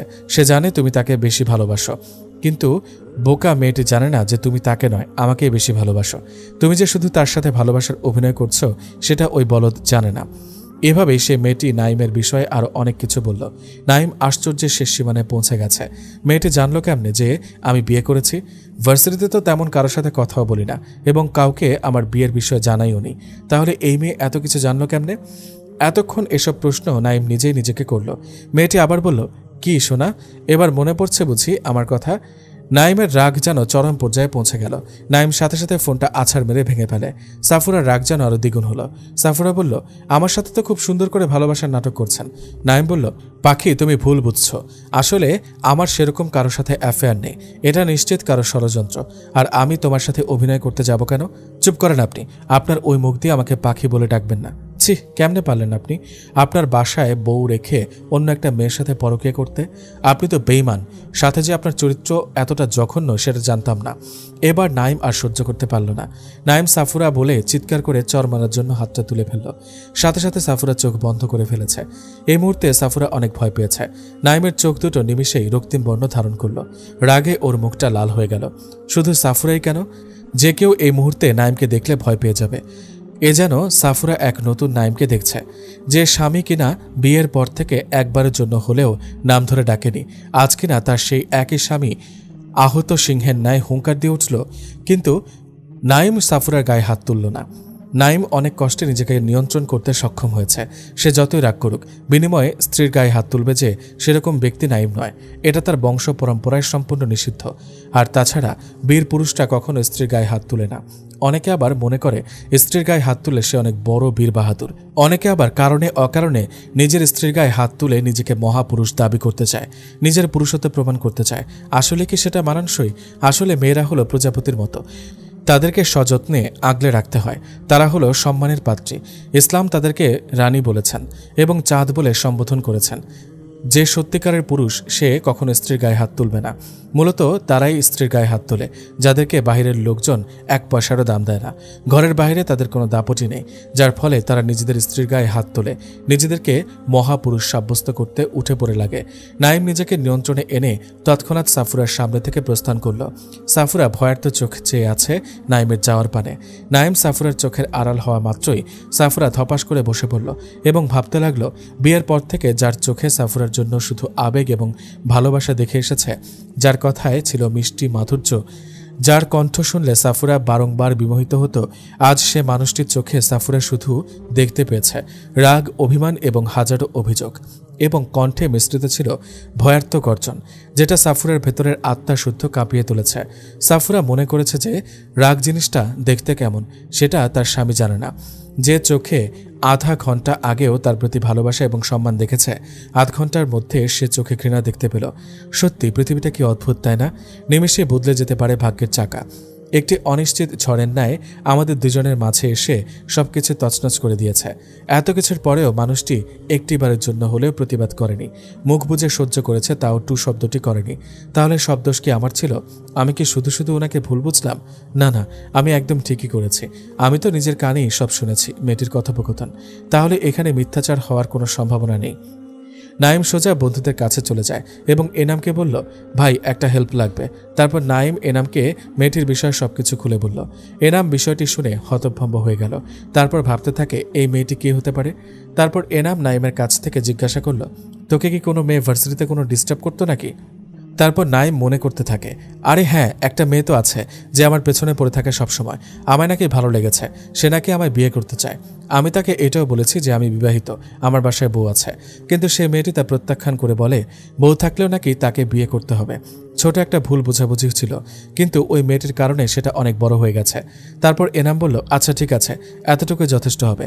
আমি আগামীকালকের মধ্যে মেয়েটির ডিটেলস বের করছি, তুই চিন্তা করিস না। আগামীকাল সোজা মেয়েটির বাসায় যাব ইনশাল্লাহ। তারপর ওদের বাকি বন্ধুদেরকেও ফোন করে ডেকে নিয়েছে। তারা গল্প শেষে যে যার মতো বাসায় ফিরে গেল। নাইমও বাসায় চলে আসলো। নাইম বলল, আমার পা ছেড়ে দাও। না, আমি কিছুতেই ছাড়বো না, যতক্ষণ না আপনি বলবেন আপনি আমায় একদম মন থেকে ক্ষমা করে দিয়েছেন। আমি তো শয়তানের ধোকায় পড়ে গিয়ে আপনাকে এতটা কষ্ট দিয়ে ফেলেছি। জানি আমি যে অন্যায়গুলো করেছি তার কোনো ক্ষমা নেই, আমি ক্ষমার অযোগ্য। তারপরেও আমি আপনার কাছে ক্ষমা চাচ্ছি স্বামীজান। আমি তো না বুঝে আমার জান্নাতকে হারাচ্ছিলাম। আমাকে শয়তান যে এমনভাবে ধোকা দিয়েছে, আমি একদম গুমরাহ হয়ে গেছি। আল্লাহ এবং তার রাসূল নারীদেরকে যে বিষয়ে বিশেষভাবে সতর্ক করেছেন, আমি তো সে ভুলটাই করে ফেলেছি। আমি যখন ঘুমাতে যাই তখন আমার ঘুম আসে না কোনো রকমই। তারপর রাসূল সাল্লাল্লাহু আলাইহি ওয়াসাল্লামের কিছু হাদিস আমার মনে পড়ে যায়। হযরত আবু হুরায়রা রাদিয়াল্লাহু তাআলা আনহু থেকে বর্ণিত, রাসূলুল্লাহ সাল্লাল্লাহু আলাইহি ওয়াসাল্লাম ইরশাদ করেন, আমি যদি আল্লাহ ছাড়া অন্য কাউকে সিজদা করার অনুমতি দিতাম, তাহলে স্ত্রীকে নিজের স্বামীকে সিজদা করতে বলতাম। তিরমিজি শরীফে হাদিস নাম্বার 138। অন্য এক হাদিসে এসেছে, হযরত আব্দুল্লাহ বিন আমর রাদিয়াল্লাহু তাআলা আনহু থেকে বর্ণিত, রাসূলুল্লাহ সাল্লাল্লাহু আলাইহি ওয়াসাল্লাম ইরশাদ করেন, আল্লাহ তাআলা ওই মহিলাদের দিকে রহমতের দৃষ্টি দিয়ে তাকান না যে মহিলা তার স্বামীর অকৃতজ্ঞতা প্রকাশ করে অথচ সে তার দিকে মুখাপেক্ষী। অন্য এক হাদিসে আছে, হযরত আয়েশা রাদিয়াল্লাহু তাআলা আনহা থেকে বর্ণিত, রাসূলুল্লাহ সাল্লাল্লাহু আলাইহি ওয়াসাল্লাম ইরশাদ করেন যে স্ত্রী তার স্বামীর ব্যাপারে বলে যে তোমার কাছ থেকে কোনো মঙ্গলজনক জিনিস পাই না, এতে তার আমলের সওয়াব নষ্ট হয়ে যায়। হযরত মাকাম ইবনে ইয়াসার রাদিয়াল্লাহু তাআলা আনহু থেকে বর্ণিত, রাসূলুল্লাহ সাল্লাল্লাহু আলাইহি ওয়াসাল্লাম ইরশাদ করেন, তোমাদের মহিলাদের মধ্যে সবচেয়ে উত্তম হলো যে স্বামীকে বেশি মহব্বত করে এবং বেশি সন্তান প্রসব করে। আমি তো এগুলো সব অমান্য করেছি। স্বামীজান, আমায় আপনি ক্ষমা করে দেন প্লিজ। আপনি আমায় ক্ষমা না করলে আমি জীবনেও নিজেকে নিজে ক্ষমা করতে পারবো না। এবার নাইম সাফুরার দুই বাহুতে আলতো করে ধরে সাফুরাকে দাঁড় করায়, নিজের মুখোমুখি করে। সাফুরা এখনও কেঁদে চলেছে অনবরত, থামার কোনো নাম নেই। নাইম বলল, আমার চোখে চোখ রেখে তাকাও সাফুরা। সাফুরা একটু একটু করে নাইমের দিকে তাকায়। নাইমের মুখে হালকা মুচকি হাসি। আমি তোমাকে ক্ষমা করে দিয়েছি পাখি। এবার সাফুরার কান্না মাখা মুখটাতে হাসির ঝিলিক দেখা দিল। নাইম সাফুরাকে আলতো করে বুকের সাথে জড়িয়ে নিল। পাখি, তুমি কি জানো আমি কতটা কষ্ট পেয়েছি?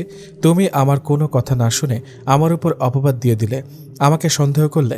আসলে আমি তোমার সাথে দেখা করতে যেতে পারিনি কেন জানো? সাফুরা বলল, স্বামী অনেক অনেক আফওয়ান, আর হবে না সেরকমটি। আমি বুঝতে পারিনি, যার ফলে শয়তানের ধোকায় পা দিয়েছে। আর এখন আপনি আমাকে সবকিছু খুলে বলবেন। সে মেয়েটিকে এবং আমায় দেখতে যেতে পারেননি কেন সব বলবেন। তারপর নাইম একদম ভার্সিটি থেকে শুরু করে যা কিছু হয়েছে সবকিছু সাফুরাকে খুলে বলল। সব শুনে সাফুরা অনেক লজ্জিত বোধ করতে লাগলো। সে শুধু শুধু মানুষটাকে কষ্ট দিয়ে ফেলেছে। আসলে মানুষটা যে কতটা রিস্ক নিয়ে এত বড় মিশনটা শেষ করেছে, সত্যি সেটা বলার মতো ছিল। আমি আবারও গর্বিত আমার স্বামীকে নিয়ে। স্বামীজান, আমি অনেক অনেক আফওয়ান। আপনার কাছ থেকে সবকিছু না জেনে আপনাকে ভুল বুঝেছি। বউ পাখি, আমি তোমাকে ক্ষমা করে দিয়েছি অনেক আগে। বলতে গেলে আমি তোমার সাথে তেমন রাগও করিনি, শুধু অভিমান করেছি। কারণ তুমি আমাকে শুধু শুধু ভুল বুঝলে। আমি তো জানতে পেরেছি এটাও ছিল আমার রবের একটি পরীক্ষা। রবের প্রতি আমার অগাধ আস্থা ছিল। আজকে তোমার আরও একটা কথা জানানো জরুরি। কি কথা? আমি যে হেদায়েত লাভ করার আগে কেমন ছিলাম সেটা। শুরু থেকে তোমাকে সব বলবো আজকে। না গো স্বামীজান, আমি চাই না অতীতের কোনো কিছু নিয়ে আপনি আবার ভাবুন। আর তাছাড়া আপনি আমাকে সেগুলো বলে আপনার অতীতের গুনাহের সাক্ষী কেন বানাবেন? যেটা হয়ে গেছে সেটা নিয়ে কথা না বলাই ভালো। আপনি অতীতের সব কথা ধুয়ে মুছে ফেলে দেন। কোনো সাক্ষী রাখার দরকার নেই। অতীতের বিষাক্ত স্মৃতিগুলো তাজা করে লাভ নেই, যেগুলোর জন্য আপনি পূর্বেই রবের নিকট তওবা করেছেন। আমি অতীতের কোনো কিছু চাই না। আমি শুধু চাই আমার স্বামীকে নিয়ে জান্নাত পর্যন্ত একসাথে যেতে। ওকে বউ পাখি, তাহলে চলো আমাদের ভুল বুঝাবুঝি পুনরায় মিটিয়ে দেওয়ার জন্য মহান রবের নিকট শুকরানা সালাত আদায় এবং তাহাজ্জুদের সালাত আদায় করি। চলেন স্বামীজান, আমরা মহান রবের দরবারে হাজিরা দিয়ে আসি। বউ পাখি, সালাতের পর তোমার জন্য একটা স্পেশাল সারপ্রাইজ আছে। কি সারপ্রাইজ? স্বামীজান, আগে সালাত আদায় করে নি। আর সারপ্রাইজ কি আগে থেকে বলে দেয় নাকি? আগে থেকে বলে দিলে সেটা কি আর সারপ্রাইজ থাকে? আচ্ছা স্বামীজান, তাহলে আগে সালাতটা আদায় করে নি, তারপর সারপ্রাইজ দেখা যাবে ইনশাল্লাহ। অতঃপর তারা দুজন অজু করে সালাত আদায় করার পর আল্লাহর কাছে দোয়া করল। সাফুরা আল্লাহর কাছে ক্ষমা চাইল এবং শুকরিয়া আদায় করল এই কারণে যে তারা দুজনের মধ্যে সমস্ত ভুল বোঝাবুঝি মিটিয়ে দিয়ে তাদেরকে পুনরায় এক করে দিয়েছেন। তারপর দোয়া শেষ করে দুজন পাশাপাশি বসল। সাফুরা বলল, দেখি এবার আমার সারপ্রাইজটা দেন। নাইম বলল, আচ্ছা ঠিক আছে, দিচ্ছি। তার আগে কিছু কথা শোনো। বলেন, আমি শুনছি। আসলে আমি তোমার কাছ থেকে একটা কথা গোপন করেছি। এটা বলার সাথে সাথে সাফুরা চেহারা মলিন হয়ে গেল। সাফুরা গম্ভীর স্বরে বলল, কি কথা গোপন করেছেন? আরে আরে বউ পাখি, তোমার চেহারা এমন মলিন হয়ে গেল কেন? একটুতে মন খারাপ করলে চলবে? আগে আমার পুরো কথাটা তো শোনো।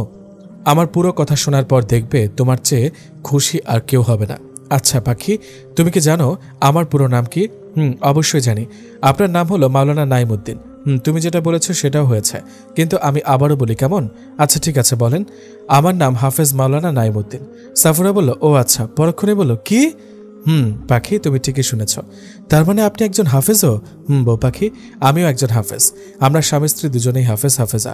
সাফুরা নাইমকে জড়িয়ে ধরে কান্না করে দিল এবং বলল, আমাকে এতদিন বলেননি কেন? আল্লাহ আমাকে যে কত বড় নিয়ামত দিয়েছেন সেটা আমি জানতাম না। আমার অনেক খুশি লাগছে স্বামীজান। আমরা দুজনই হাফেজ হাফেজা, আলেম আলেমা। পাগলি আমার, কান্না করে না। আমি চেয়েছিলাম সময় মতো তোমাকে সারপ্রাইজ দেব, সেজন্য কিছু বলিনি। এবার সাফুরা নাইমকে ছেড়ে দেয় এবং বলে, আমি আপনার সাথে মাতি না, আপনার সাথে আরই আমার। আপনি অনেক বেশি দুষ্ট, আপনি আমায় বলেননি এতদিন। এই বলে সাফুরা পেছনে ফিরে গেল। নাইম বলল, ও মা, আমার বউ পাখিতে দেখি খুব সুন্দর করে অভিমানও করতে পারে।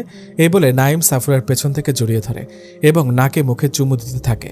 সরেন, আপনার সাথে কোনো কথা নেই, মাতি না আমি। ওমা, দেখো তো কাণ্ড, এরকম করলে চলে? তুমি না আমার জান পাখি, সোনা পাখি, বউ পাখি, কলিজার টুকরা, ময়না পাখি, তোতা পাখি, সব। না, আমি আপনার কেউ না, আমি শুধু সাফুরা। আর আমাকে এখন এত আদর করতে হবে না। আচ্ছা যাও, এই দেখো কান ধরেছি, কান ধরছি। আফওয়ান বউ পাখি, আর কোনোদিন এমন হবে না তো। এবার একটু অভিমান ভাঙাও। আচ্ছা যান, তাহলে এই শেষবারের মতো ক্ষমা করতে পারি, তবে একটা শর্ত আছে। আবার কি শর্ত? তাহলে ফজরের সালাত আদায় করে এসে এখানে বসে সূরা ইয়াসিন, সূরা ওয়াকিয়া, সূরা আর রহমান এবং সূরা মুলক তিলাওয়াত করে শোনাতে হবে। ইনশাআল্লাহ বউ পাখি, শর্তটা মঞ্জুর করলাম। অতঃপর ফজরের আজান হলে নাইমের বড় ভাই এবং তালুকদার সাহেব মসজিদে চলে গেলেন। আধ ঘন্টা পর তারা সবাই ফজরের সালাত আদায় করে 10 থেকে 15 মিনিট হাঁটাহাঁটি করে বাসায় চলে আসে। অতঃপর নাইম রুমে যায়। সাফুরা সালাত আদায় করে বসে বসে তাসবিহ জপছে। শর্ত অনুযায়ী নাইম এসে সাফুরার পাশে বসল। বিসমিল্লাহ বলে তেলাওয়াত শুরু করল। নাইম সুমধুর সুরে তেলাওয়াত করছে এবং সাফুরা খুব মনোযোগ সহকারে তা শ্রবণ করছে। প্রায় 40 মিনিট পর মাশাআল্লাহ, খুব সুন্দর তেলাওয়াত করেছেন স্বামীজান, জাযাকিল্লাহ বউ পাখি আমার। আচ্ছা পাখি, চলো এবার একজন অপরজন থেকে বিভিন্ন সওয়াল করি। মাশাআল্লাহ স্বামীজান, আপনার মাথায় এই বুদ্ধি আসলো কেমনে? সত্যি অসাধারণ একটি বুদ্ধি। চলেন শুরু হয়ে যাক স্বামী স্ত্রীর মুজাকারা। এতে করে সওয়াব হবে এবং পড়াগুলো আরেকটু নকশা হবে। পাখি, ঠিক বলেছ। আচ্ছা তাহলে প্রথমে তুমি সওয়াল করো। ওকে। আচ্ছা বলেন তো, কোরআন শরীফের সবচেয়ে কঠিন পৃষ্ঠা কোনটা? নাইম 30 সেকেন্ড চোখ বন্ধ করে রাখলো। অতঃপর চোখ খুলে বলল, ইউসিকুমুল্লাহ। কোরআন শরীফের মধ্যে এই পৃষ্ঠাটা সবচেয়ে কঠিন। পারা নম্বর 4, পৃষ্ঠা নম্বর 18। মাশাআল্লাহ, উত্তর সঠিক। এই পৃষ্ঠাটা মূলত প্যাঁচ বেশি, সে কারণে সেটাকে মনে হয় অনেক কঠিন। আচ্ছা এবার আপনি করেন। আচ্ছা পাখি, বলো তো কোরআন শরীফের কোন পাড়ায় এক পৃষ্ঠাওয়ালা একটা আয়াত আছে, মানে পুরো পৃষ্ঠাটাতে একটা আয়াত? তারপর সাফুরা একটু ভেবে বলল, 3 নম্বর পারা 7 নম্বর পৃষ্ঠা। ইয়া আইয়ুহাল্লাযীনা আমানু ইযা তাদায়ানতুম। মাশাআল্লাহ, খুব ভালো বলেছ। আচ্ছা তাহলে এবার তুমি করো। অতঃপর সাফুরা আবারও সওয়াল করল, আচ্ছা 22 নম্বর পারার 6 নম্বর পৃষ্ঠাটা বলেন। নাইম বিসমিল্লাহ বলে শুরু করল। তেলাওয়াত শেষ হলে তারপর নাইম সওয়াল করে। এভাবেই তারা একে অপরকে অনেকগুলো সওয়াল করে। প্রথম সহজ করলেও পরে পরে একজন অপরজনকে বোঝানোর জন্য উঠে পড়ে লাগে, কিন্তু সেটা কোনোভাবেই সম্ভব হয়ে ওঠে না। একজন পানি হলে অপরজন আগুন। এভাবেই তাদের মধ্যে চলতে থাকে সওয়াল নিয়ে তুমুল যুদ্ধ। এখন সময় 8টা। নাইমা তাদেরকে নাস্তা করার জন্য ডাকতে এলো। আসসালামু আলাইকুম রহমতুল্লাহ, ভাই আসতে পারি? ওয়ালাইকুম আসসালাম। ওরা দুজন সালামের জবাব দিয়ে নাইমাকে ভেতরে আসার অনুমতি দেয়। তারপর সে এসে তাদেরকে বলে, ভাইয়া ভাবি তোমাদেরকে ডাকছে নাস্তা করার জন্য। ওকে বনু, তুই যা, আমরা আসছি। তারপর নাইম নিচে চলে গেল। নাইম এবং সাফুরাও পেছন পেছন গেল। সাফুরা সোজা কিচেন রুমে চলে যায় এবং নাইমও বাকি নাস্তা করতে বসে যায়। তালুকদার সাহেব বলেন, মাশাআল্লাহ, আমাদের মাদ্রাসা নির্মাণের কাজটা খুব সুন্দরভাবে আগাচ্ছে। নাইম বলল, ভাইয়া জেআর গ্রুপ অফ ইন্ডাস্ট্রিজের মালিকের সাথে কি আর কোনো কথা হয়েছে? হয়েছে। উনি তো আমাদের কাজে খুশি হয়ে মাদ্রাসা নির্মাণের কাজে শরিক হতে চান। উনি আমাদের মাদ্রাসা নির্মাণের কাজের জন্য 4 কোটি টাকা দিয়েছেন এবং যদি আরও লাগে তাহলে দিবেন বললেন। মাদ্রাসা নির্মাণের কাজ যাতে করে 7-8 মাসের মধ্যে যেন শেষ হয়। আমরা খুব শীঘ্রই মাদ্রাসা নির্মাণের কাজ সম্পন্ন করতে পারবো ইনশাল্লাহ। কি বলো ভাইয়া, সত্যি নাকি? আরে হ্যাঁ সত্যি। আমি এবং বাবা টাকাগুলো অনেক করে নিতে চাইনি, কিন্তু উনি মনে হয় আগে থেকে জানতেন, সেজন্য টাকা আগে আমাদের অ্যাকাউন্টে ডিপোজিট করেছেন, তারপর আমাদেরকে বলেছেন। মাশাআল্লাহ, উনি তো খুব ভালো একজন মানুষ। তালুকদার সাহেব বললেন, আমাদের মাদ্রাসার উদ্বোধন আমি ওনার হাতেই করব ইনশাল্লাহ। বাবা, একদম ঠিক সিদ্ধান্ত নিয়েছ। ওনার সাথে সে বিষয়ে আজকে কথা বলতে হবে ইনশাল্লাহ। এভাবেই হয়ে গেল রাত। রাতে ডিনার বসে নাইমের বড় ভাই বললেন, ওনাদের সাথে কথা হয়েছে, উনি সে বিষয়ে রাজি হয়েছে। সাথে আরও বললেন যে তিনি সেদিনই নিজের আত্মপ্রকাশ করবে বলেছেন। এভাবে মাঝখানে কেটে গেল আরও 6 মাস। আগামীকালকে নাইমদের মাদ্রাসার শুভ উদ্বোধন করা হবে। বিশেষ মেহমান হিসেবে উপস্থিত থাকবেন জেআর গ্রুপ অফ ইন্ডাস্ট্রির মালিক। এই মাদ্রাসা নির্মাণের পেছনে ওনার অবদান অন্যতম। তাই তালুকদার সাহেবের ইচ্ছা মাদ্রাসার শুভ উদ্বোধনের কাজটা যেন উনিই করেন। পুরো চট্টগ্রামের জনগণ ওনাকে এক নজর দেখার জন্য ব্যাকুল হয়ে আছে। আর হবে নাই বা কেন? জেআর গ্রুপ অফ ইন্ডাস্ট্রিজ শুরু হওয়ার পর থেকে প্রায় 3 মাস ধরে শুধু জয়েনিং চলেছিল। শুধু চট্টগ্রামে নয়, অন্যান্য ডিস্ট্রিক্ট থেকেও লোকজনকে নিয়োগ দেওয়া হয়েছে। সাধারণত সেরকম বড় কোনো প্রতিষ্ঠানে চাকরির জন্য আবেদন করতে অনেক কাঠখোট্টা পোড়াতে হয়। তার উপর মামা খালু ছাড়া তো কোনো কাজই হয় না। বেশ যোগ্যতা সম্পন্ন হওয়া সত্ত্বেও হাজার হাজার লোক চাকরিহীনা দিন কাটাচ্ছে এবং না চাইতেও বিষাদের জীবনযাপন করতে হচ্ছে। না থাকে বন্ধুমহলে নিজের দাম, না থাকে পরিবারের কাছে ন্যূনতম দাম, এবং না থাকে আত্মীয় স্বজন ও সমাজের চোখে সামান্য সম্মান। এ যুগে টাকা থাকলে আপনার সব কিছু আছে, আর যদি টাকা না থাকে তাহলে তো নিজের আপনজনরাও তাচ্ছিল্যের হাসি হাসে। এটাই হলো আমাদের এখনকার সময়। জেআর গ্রুপ অফ ইন্ডাস্ট্রির মালিককে এক নজর দেখার আগ্রহটা অন্যরকম। মানুষ অধীর আগ্রহে চেয়ে আছে কবে সেই মানুষটি আসবে আর কবে ওনাকে এক নজর দেখবে। লোকজনের সময়টা যেন কিছুক্ষণের জন্য থমকে গেছে। সময়টা যেন কোনো রকমই শেষ হয় না। দেশের বড় থেকে বড় বিজনেসম্যানরাও চেয়ে আছে ওনার আগমনের পানে। উনি তো চট্টগ্রামের গৌরব। চট্টগ্রামের সিংহ। ওনার উসিলায় তো অনেক বেকার মানুষ আজকে স্বস্তির নিঃশ্বাস ফেলেছে। জেআর গ্রুপ অব ইন্ডাস্ট্রি কোম্পানির বিশেষ কিছু নিয়ম এবং শর্ত, যেগুলোর দ্বারা বিবেচনা করে কর্মচারী নিয়োগ দেওয়া হয়। তার মধ্যে অন্যতম শর্ত হলো মুসলিম ধর্মের হতে হবে। কোম্পানিতে জয়েন করতে কোনো খালু মামুর প্রয়োজন নেই এবং কোনো বিশেষ কোনো সার্টিফিকেটের দরকারও নেই। জেনারেল শিক্ষিত হোক কিংবা মাদ্রাসা পড়ুয়া, মুখে দাড়ি এবং শরীরে সুন্নতে লেবাস থাকাটা বাধ্যতামূলক। অন্যথায় চাকরি জয়েন করা অসম্ভব। শুধু নামের মুসলিমই নয়, কাজে কর্মেও সেটা প্রকাশ পেতে হবে এবং সে মুসলিম কিন্তু ইসলাম বিদ্বেষী, মানে আল্লাহ এবং আল্লাহ রসুল সাল্লাহ আলাইস্লামের বিষয়ে মানুষের কাছে বিতর্কিতভাবে বিভিন্ন প্রশ্ন ছুড়ে দেয় লোকজনকে হেনস্থা করার উদ্দেশ্যে, যার ফলে তাদের ঈমান নষ্ট হওয়ার সম্ভাবনা রয়েছে। এই সকল মানুষ নট অ্যালাউ। বিশেষভাবে খুব গরিব এবং অত্যন্ত দরিদ্র মানুষকেই এই কোম্পানিতে চাকরি দেওয়া হয়। অযথা যেমন তেমন মানুষকে চাকরি দেওয়া হয় না। বিশেষ করে কওমি মাদ্রাসার ছাত্ররা এই কোম্পানিতে চাকরি পায়, কেননা তারা অনেক কষ্ট করে লেখাপড়া করে প্রায় 11 থেকে 12 বছর লেখাপড়া করার পর, অনেকে তো আরও বেশিও করে। ওরা এত কষ্ট করে লেখাপড়া করে শেষে দেখা যায় টাকার কারণে তাদের কোনো ভালো কোম্পানিতে চাকরি হয় না, অথবা বেকার বসে থাকে। তাদের জন্যই মূলত এই কোম্পানি। তবে আলহামদুলিল্লাহ, খুব গর্বের সঙ্গে বলছি যে কওমি মাদ্রাসার হুজুরা যেভাবে অল্প টাকা দিয়ে সংসার চালায় সেটা আসলেই বলার মতো। দেখেন, সাধারণত সংসার যদি একদম ছোটও হয়, এই যুগে এসে ফেলে দিলেও একদম 20,000 টাকা তো লাগেই একটা সংসার চালাতে। এবং যদি সংসার বড় হয় অথবা বড় লোকের সংসার হয় তবে তো কথাই নেই, তাদের থেকে মাসে 50 থেকে 60,000 টাকাও কম হয়ে যায়। কিন্তু সেই একই যুগে এসে আলেমগণ অনায়াসে সংসার চালাচ্ছে, যদিও বা তারা বিভিন্ন মাদ্রাসায় খেদমত করে। তবে সেখানে মাস শেষে বেতন পায় বা কত? হয়তোবা মাদ্রাসা থেকে পায় অতি জোরে 12,000 টাকা এবং পাশাপাশি টিউশনি সহ যোগ করলে মাস শেষে হাতে থাকে 20,000 টাকা, হয়তোবা আরও কম। কিন্তু তারা সেই অল্প টাকা দিয়ে কত কিছুই না করেন, যেমন নিজের এক্সট্রা খরচ, বউ এবং ছেলে মেয়েদের খরচ, তাদের আবার মাদ্রাসার খরচও আছে। আবার সেখান থেকে কিছু টাকা মা বাবাকেও দেন। পরিশেষে অল্প কিছু টাকা নিজের সন্তানদের ভবিষ্যতের জন্য জমিয়েও রাখেন। ওনারা নিজেদের জীবনকে বিসর্জন দিয়ে দেয় শুধু দিন ইসলামের খেদমতে। তারা তো আল্লাহর প্রিয় বান্দা এবং ওনার বন্ধু, তাহলে উনি কেমনে পারবেন তাদেরকে কষ্টে রাখতে? দিন ইসলামের প্রতি তাদের নিঃস্বার্থ ভালোবাসা দেখে আল্লাহ তাআলা ওনাদের অল্প আয়ে অনেক বেশি বরকত দেন, যার ফলে তারা স্বাচ্ছন্দ্যে জীবনযাপন করেন। আল্লাহ সকলের মেহনতকে কবুল করুন এবং সবার হায়াতে বারাকা দান করুন, আমিন। আচ্ছা, তাহলে মূল গল্পে আসা যাক। কোম্পানির সকল কার্যক্রম চালু থাকে সকাল 9টা থেকে রাত 8টা পর্যন্ত। তবে পার্ট টাইম করার সুযোগ রয়েছে। সবসময় আধুনিকতা করতে থাকে এমন মানুষকে চাকরি দেওয়া হয় না। নামাজের টাইমে শেষ যতই গুরুত্বপূর্ণ কাজ থাকুক না কেন, আজান দিয়েছে সাথে সাথে কাজ ত্যাগ করে সালাতের জন্য প্রস্তুত হতে হবে, বাধ্যতামূলক। যত যাই কিছু হোক, নামাজ বাদ নেই। জেআর গ্রুপ অব ইন্ডাস্ট্রির বিল্ডিং হলো প্রায় 15 তলা বিশিষ্ট। সেখানে প্রায় 8,000 মানুষ কর্মরত আছেন। মেয়েদের জন্য বিশেষ ব্যবস্থা রয়েছে। তাদের জন্য সবকিছু আলাদা, ডিপার্টমেন্ট আলাদা, কর্মক্ষেত্র আলাদা। তাদের সেখানে ছেলেদের এন্ট্রি নিষিদ্ধ এবং ছেলেদের সেখানে মেয়েদের এন্ট্রি নিষিদ্ধ। তবে মেয়েদের জন্য সেখানেও পর্দার বিধান ঠিক রাখতে হবে। 1 থেকে 5 তলার মধ্যে কোনো কর্মক্ষেত্র নাই, সেখানে শুধু ব্যবসায়িক কার্যক্রম অব্যাহত। কোম্পানির 3য় তলায় রয়েছে কমিউনিটি সেন্টার এবং 4র্থ ও 5ম তলায় রয়েছে বাসা ভাড়া। নিচের 2 তলায় রয়েছে দোকান।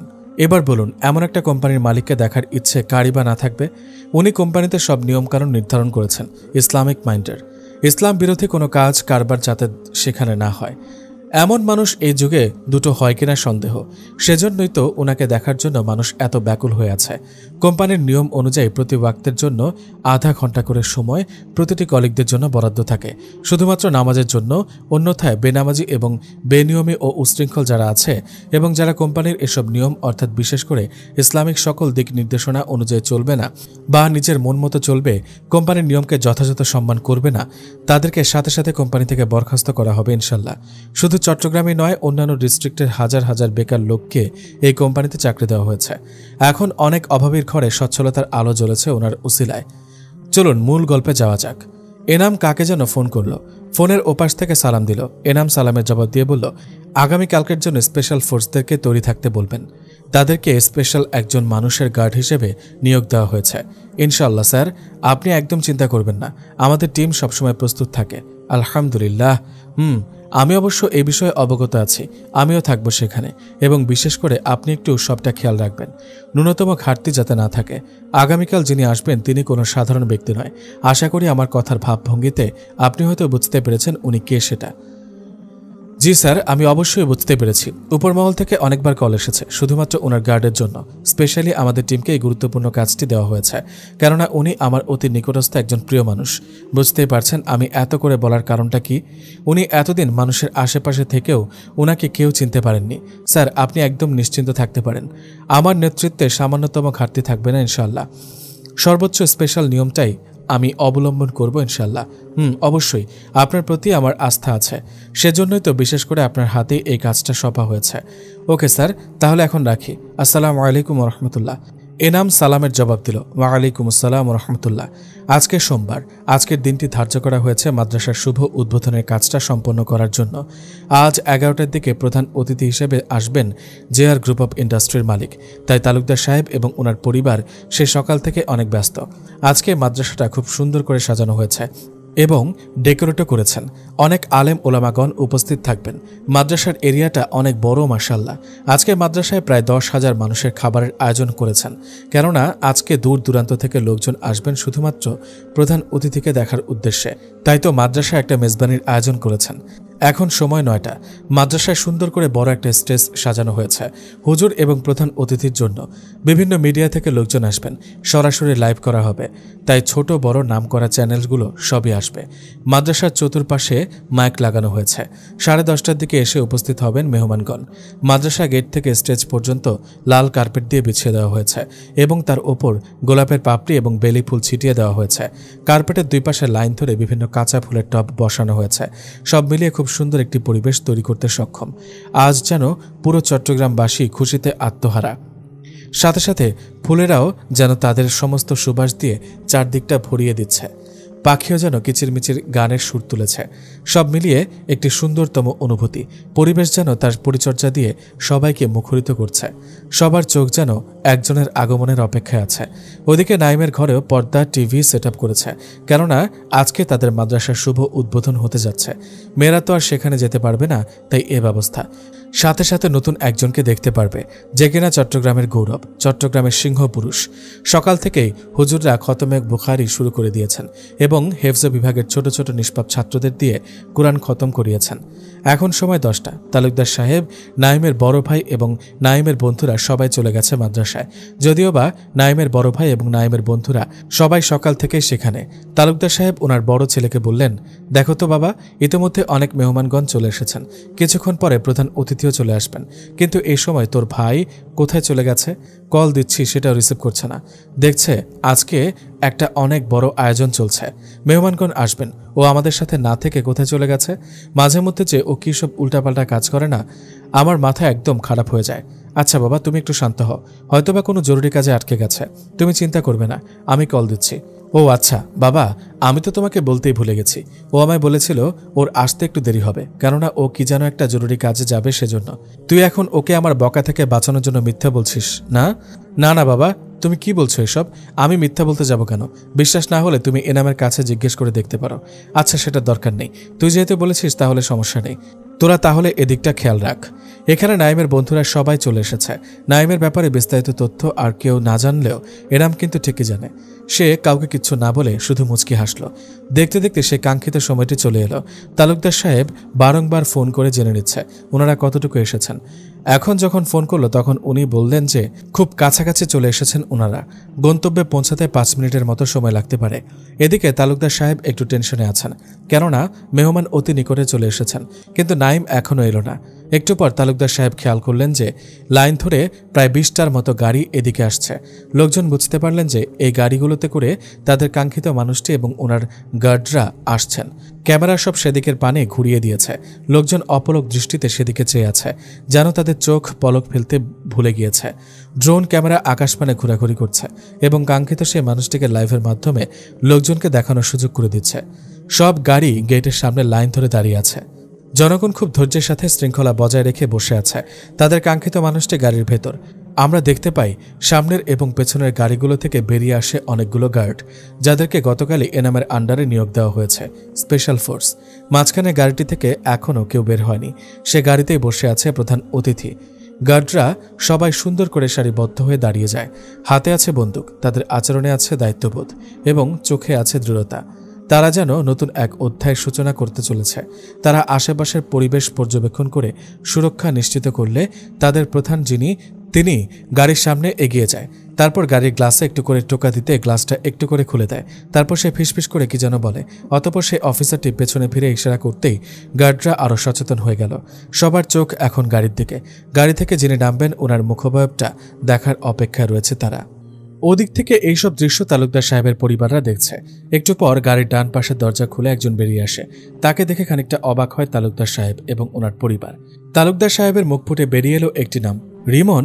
রিমন সেদিকটা ভ্রুক্ষেপ না করে গাড়ির এ পাশে ঘুরে বাম পাশে চলে আসে এবং দরজাটা খুলে দেয়।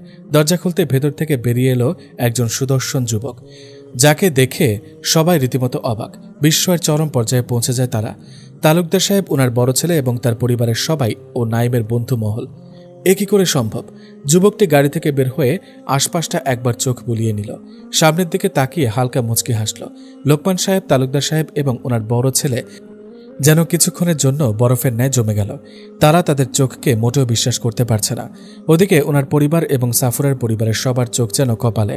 আজকে শুভ উদ্বোধন উপলক্ষে সাফুরার পরিবারও এখানে এসেছে। আপনারা হয়তো ভাবছেন এই লোকটা আবার কে, যাকে দেখে সবাই রীতিমতো অবাকের উপর অবাক হচ্ছে। এই লোকটা আর অন্য কেউ নয়, লোকটা হলো এই গল্পের নায়ক মানে সাফুরার স্বামীজান এবং তালুকদার সাহেব ও ঝর্ণা বেগমের মেজ ছেলে জেআর গ্রুপ অফ ইন্ডাস্ট্রির মালিক মোহাম্মদ নাইম। ওদিকে সাফুরা পলকহীন চোখে তাকিয়ে আছে তার প্রিয় স্বামীজানের পানে। সে যেন বিশ্বাসই করতে পারছে না তার স্বামীর এত বড় পরিবর্তন। ঝর্ণা বেগমের চোখ দিয়ে অঝোর ধারায় বৃষ্টি পড়ছে। তবে এইটা কোনো দুঃখের কান্না নয়, বরং সুখের কান্না। ওদিকে নাইম একটু একটু করে সামনের দিকে আগায়। তার সামনে পেছনে রয়েছে বহু গার্ড। নাইমের এক পাশে রয়েছে রিমন এবং অপর পাশে রয়েছে এনাম। তালুকদার সাহেব এবং ওনার বড় ছেলে নাইমের কাছে এগিয়ে এলো এবং জিজ্ঞেস করল, এসব কি নাইম?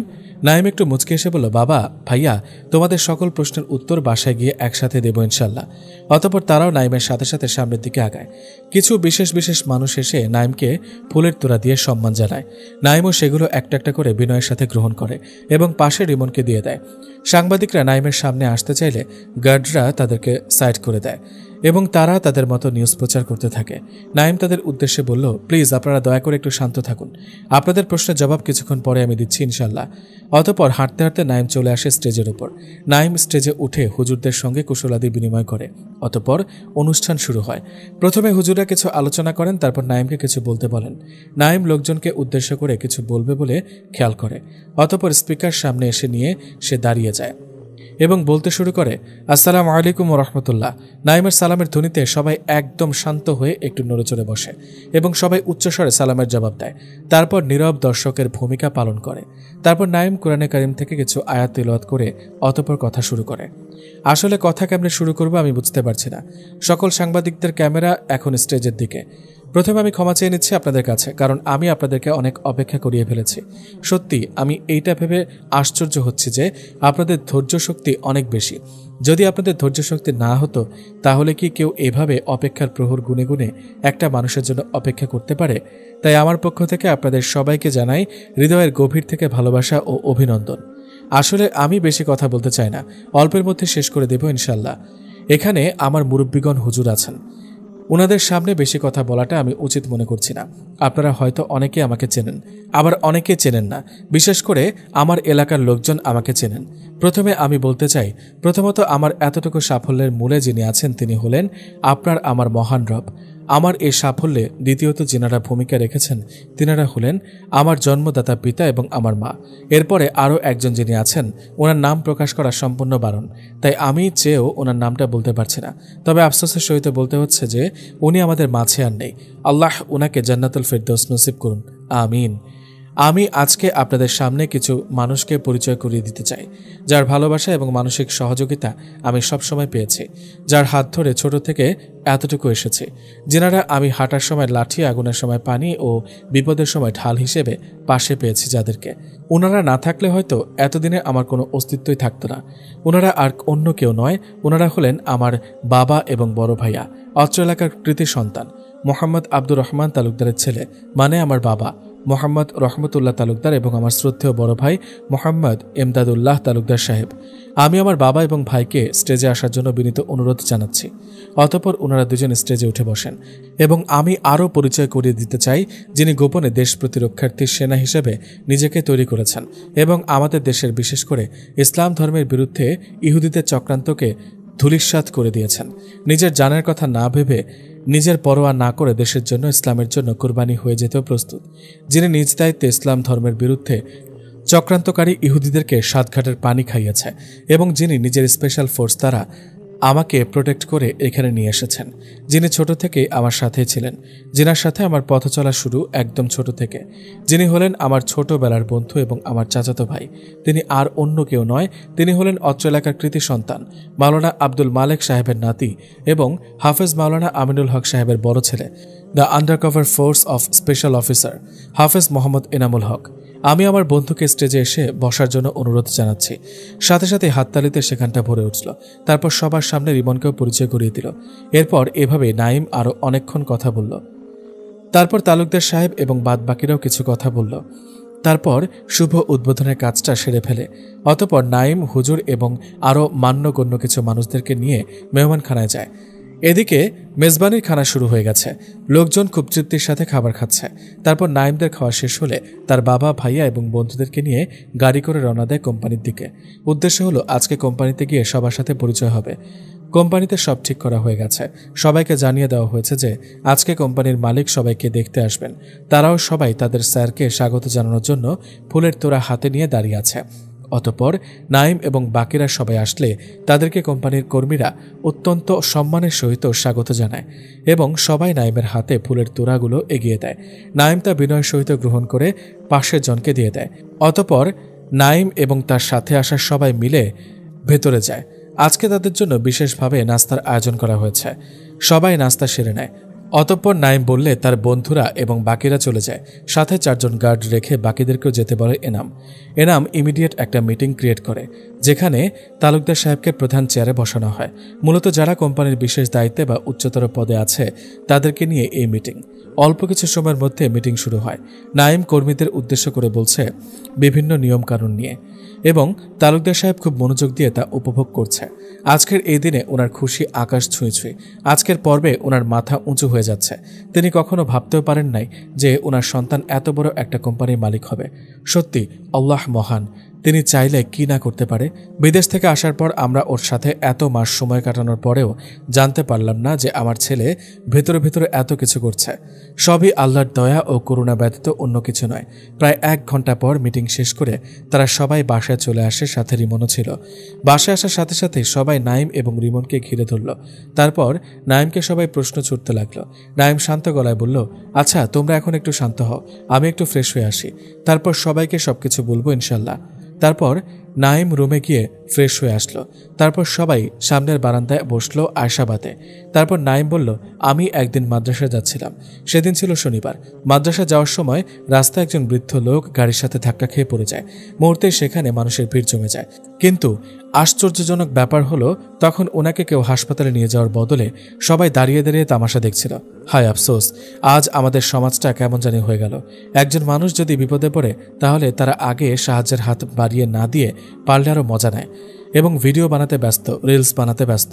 আফসোস, আজকের সমাজের চোখে মানুষের বিপদের চাইতে সোশ্যাল মিডিয়ায় ভিডিও এবং রিলস আপলোড করা বেশি গুরুত্বপূর্ণ। অতঃপর আমি মাদ্রাসায় না গিয়ে ওনাকে নিয়ে আমি এবং আরও কয়েকজনকে নিয়ে হসপিটালে নিয়ে যাই। অতঃপর ওনার চিকিৎসা করাই। সেদিন ওনার জ্ঞান ফেরার পর আমি ওনার সাথে দেখা করতে যাই। আসসালামু আলাইকুম রহমতুল্লাহ, কেমন আছেন আঙ্কেল? এখন আপনার শরীর কেমন? ওয়ালাইকুম আসসালাম, আলহামদুলিল্লাহ বাবা, এখন একটু সুস্থতা বোধ করছি। যাক আলহামদুলিল্লাহ, ভালোই হলো। আঙ্কেল, আপনার গাড়ির সাথে ধাক্কা লেগেছে কিভাবে? আসলে বাবা অনেক টেনশনে ছিলাম। রোড পার হওয়ার সময় আমার মাথা একটু একটু করে চক্কর দিয়ে ওঠে, চোখের সামনে সবকিছু ঝাপসা হয়ে আসে। তারপর আমার সাথে কিছু ধাক্কা লাগে, তারপরে আর কিছুই মনে নেই। ও আচ্ছা, খুবই দুঃখজনক ব্যাপার। আঙ্কেল যদি কিছু মনে না করেন তাহলে একটা কথা বলতে পারি? বাবা অবশ্যই বলো, কিছু মনে করবো কেন? আঙ্কেল, আপনার কোনো সন্তান নেই? উনি একটু দীর্ঘশ্বাস ফেলে বললেন, আমার সবাই আছে, আবার কেউ নেই। আঙ্কেল, বুঝলাম না আপনার কথা। সবাই আছে আবার কেউ নেই মানে? আসলে আমার ছেলে মেয়ে সবাই আছে, 2 জন ছেলে আর 1 জন মেয়ে। তাদেরকে অনেক কষ্টে লালন পালন করি এবং লেখাপড়াও করাই। আমার নিজের কোম্পানি আছে, সব কিছু ওদের জন্যই করেছিলাম।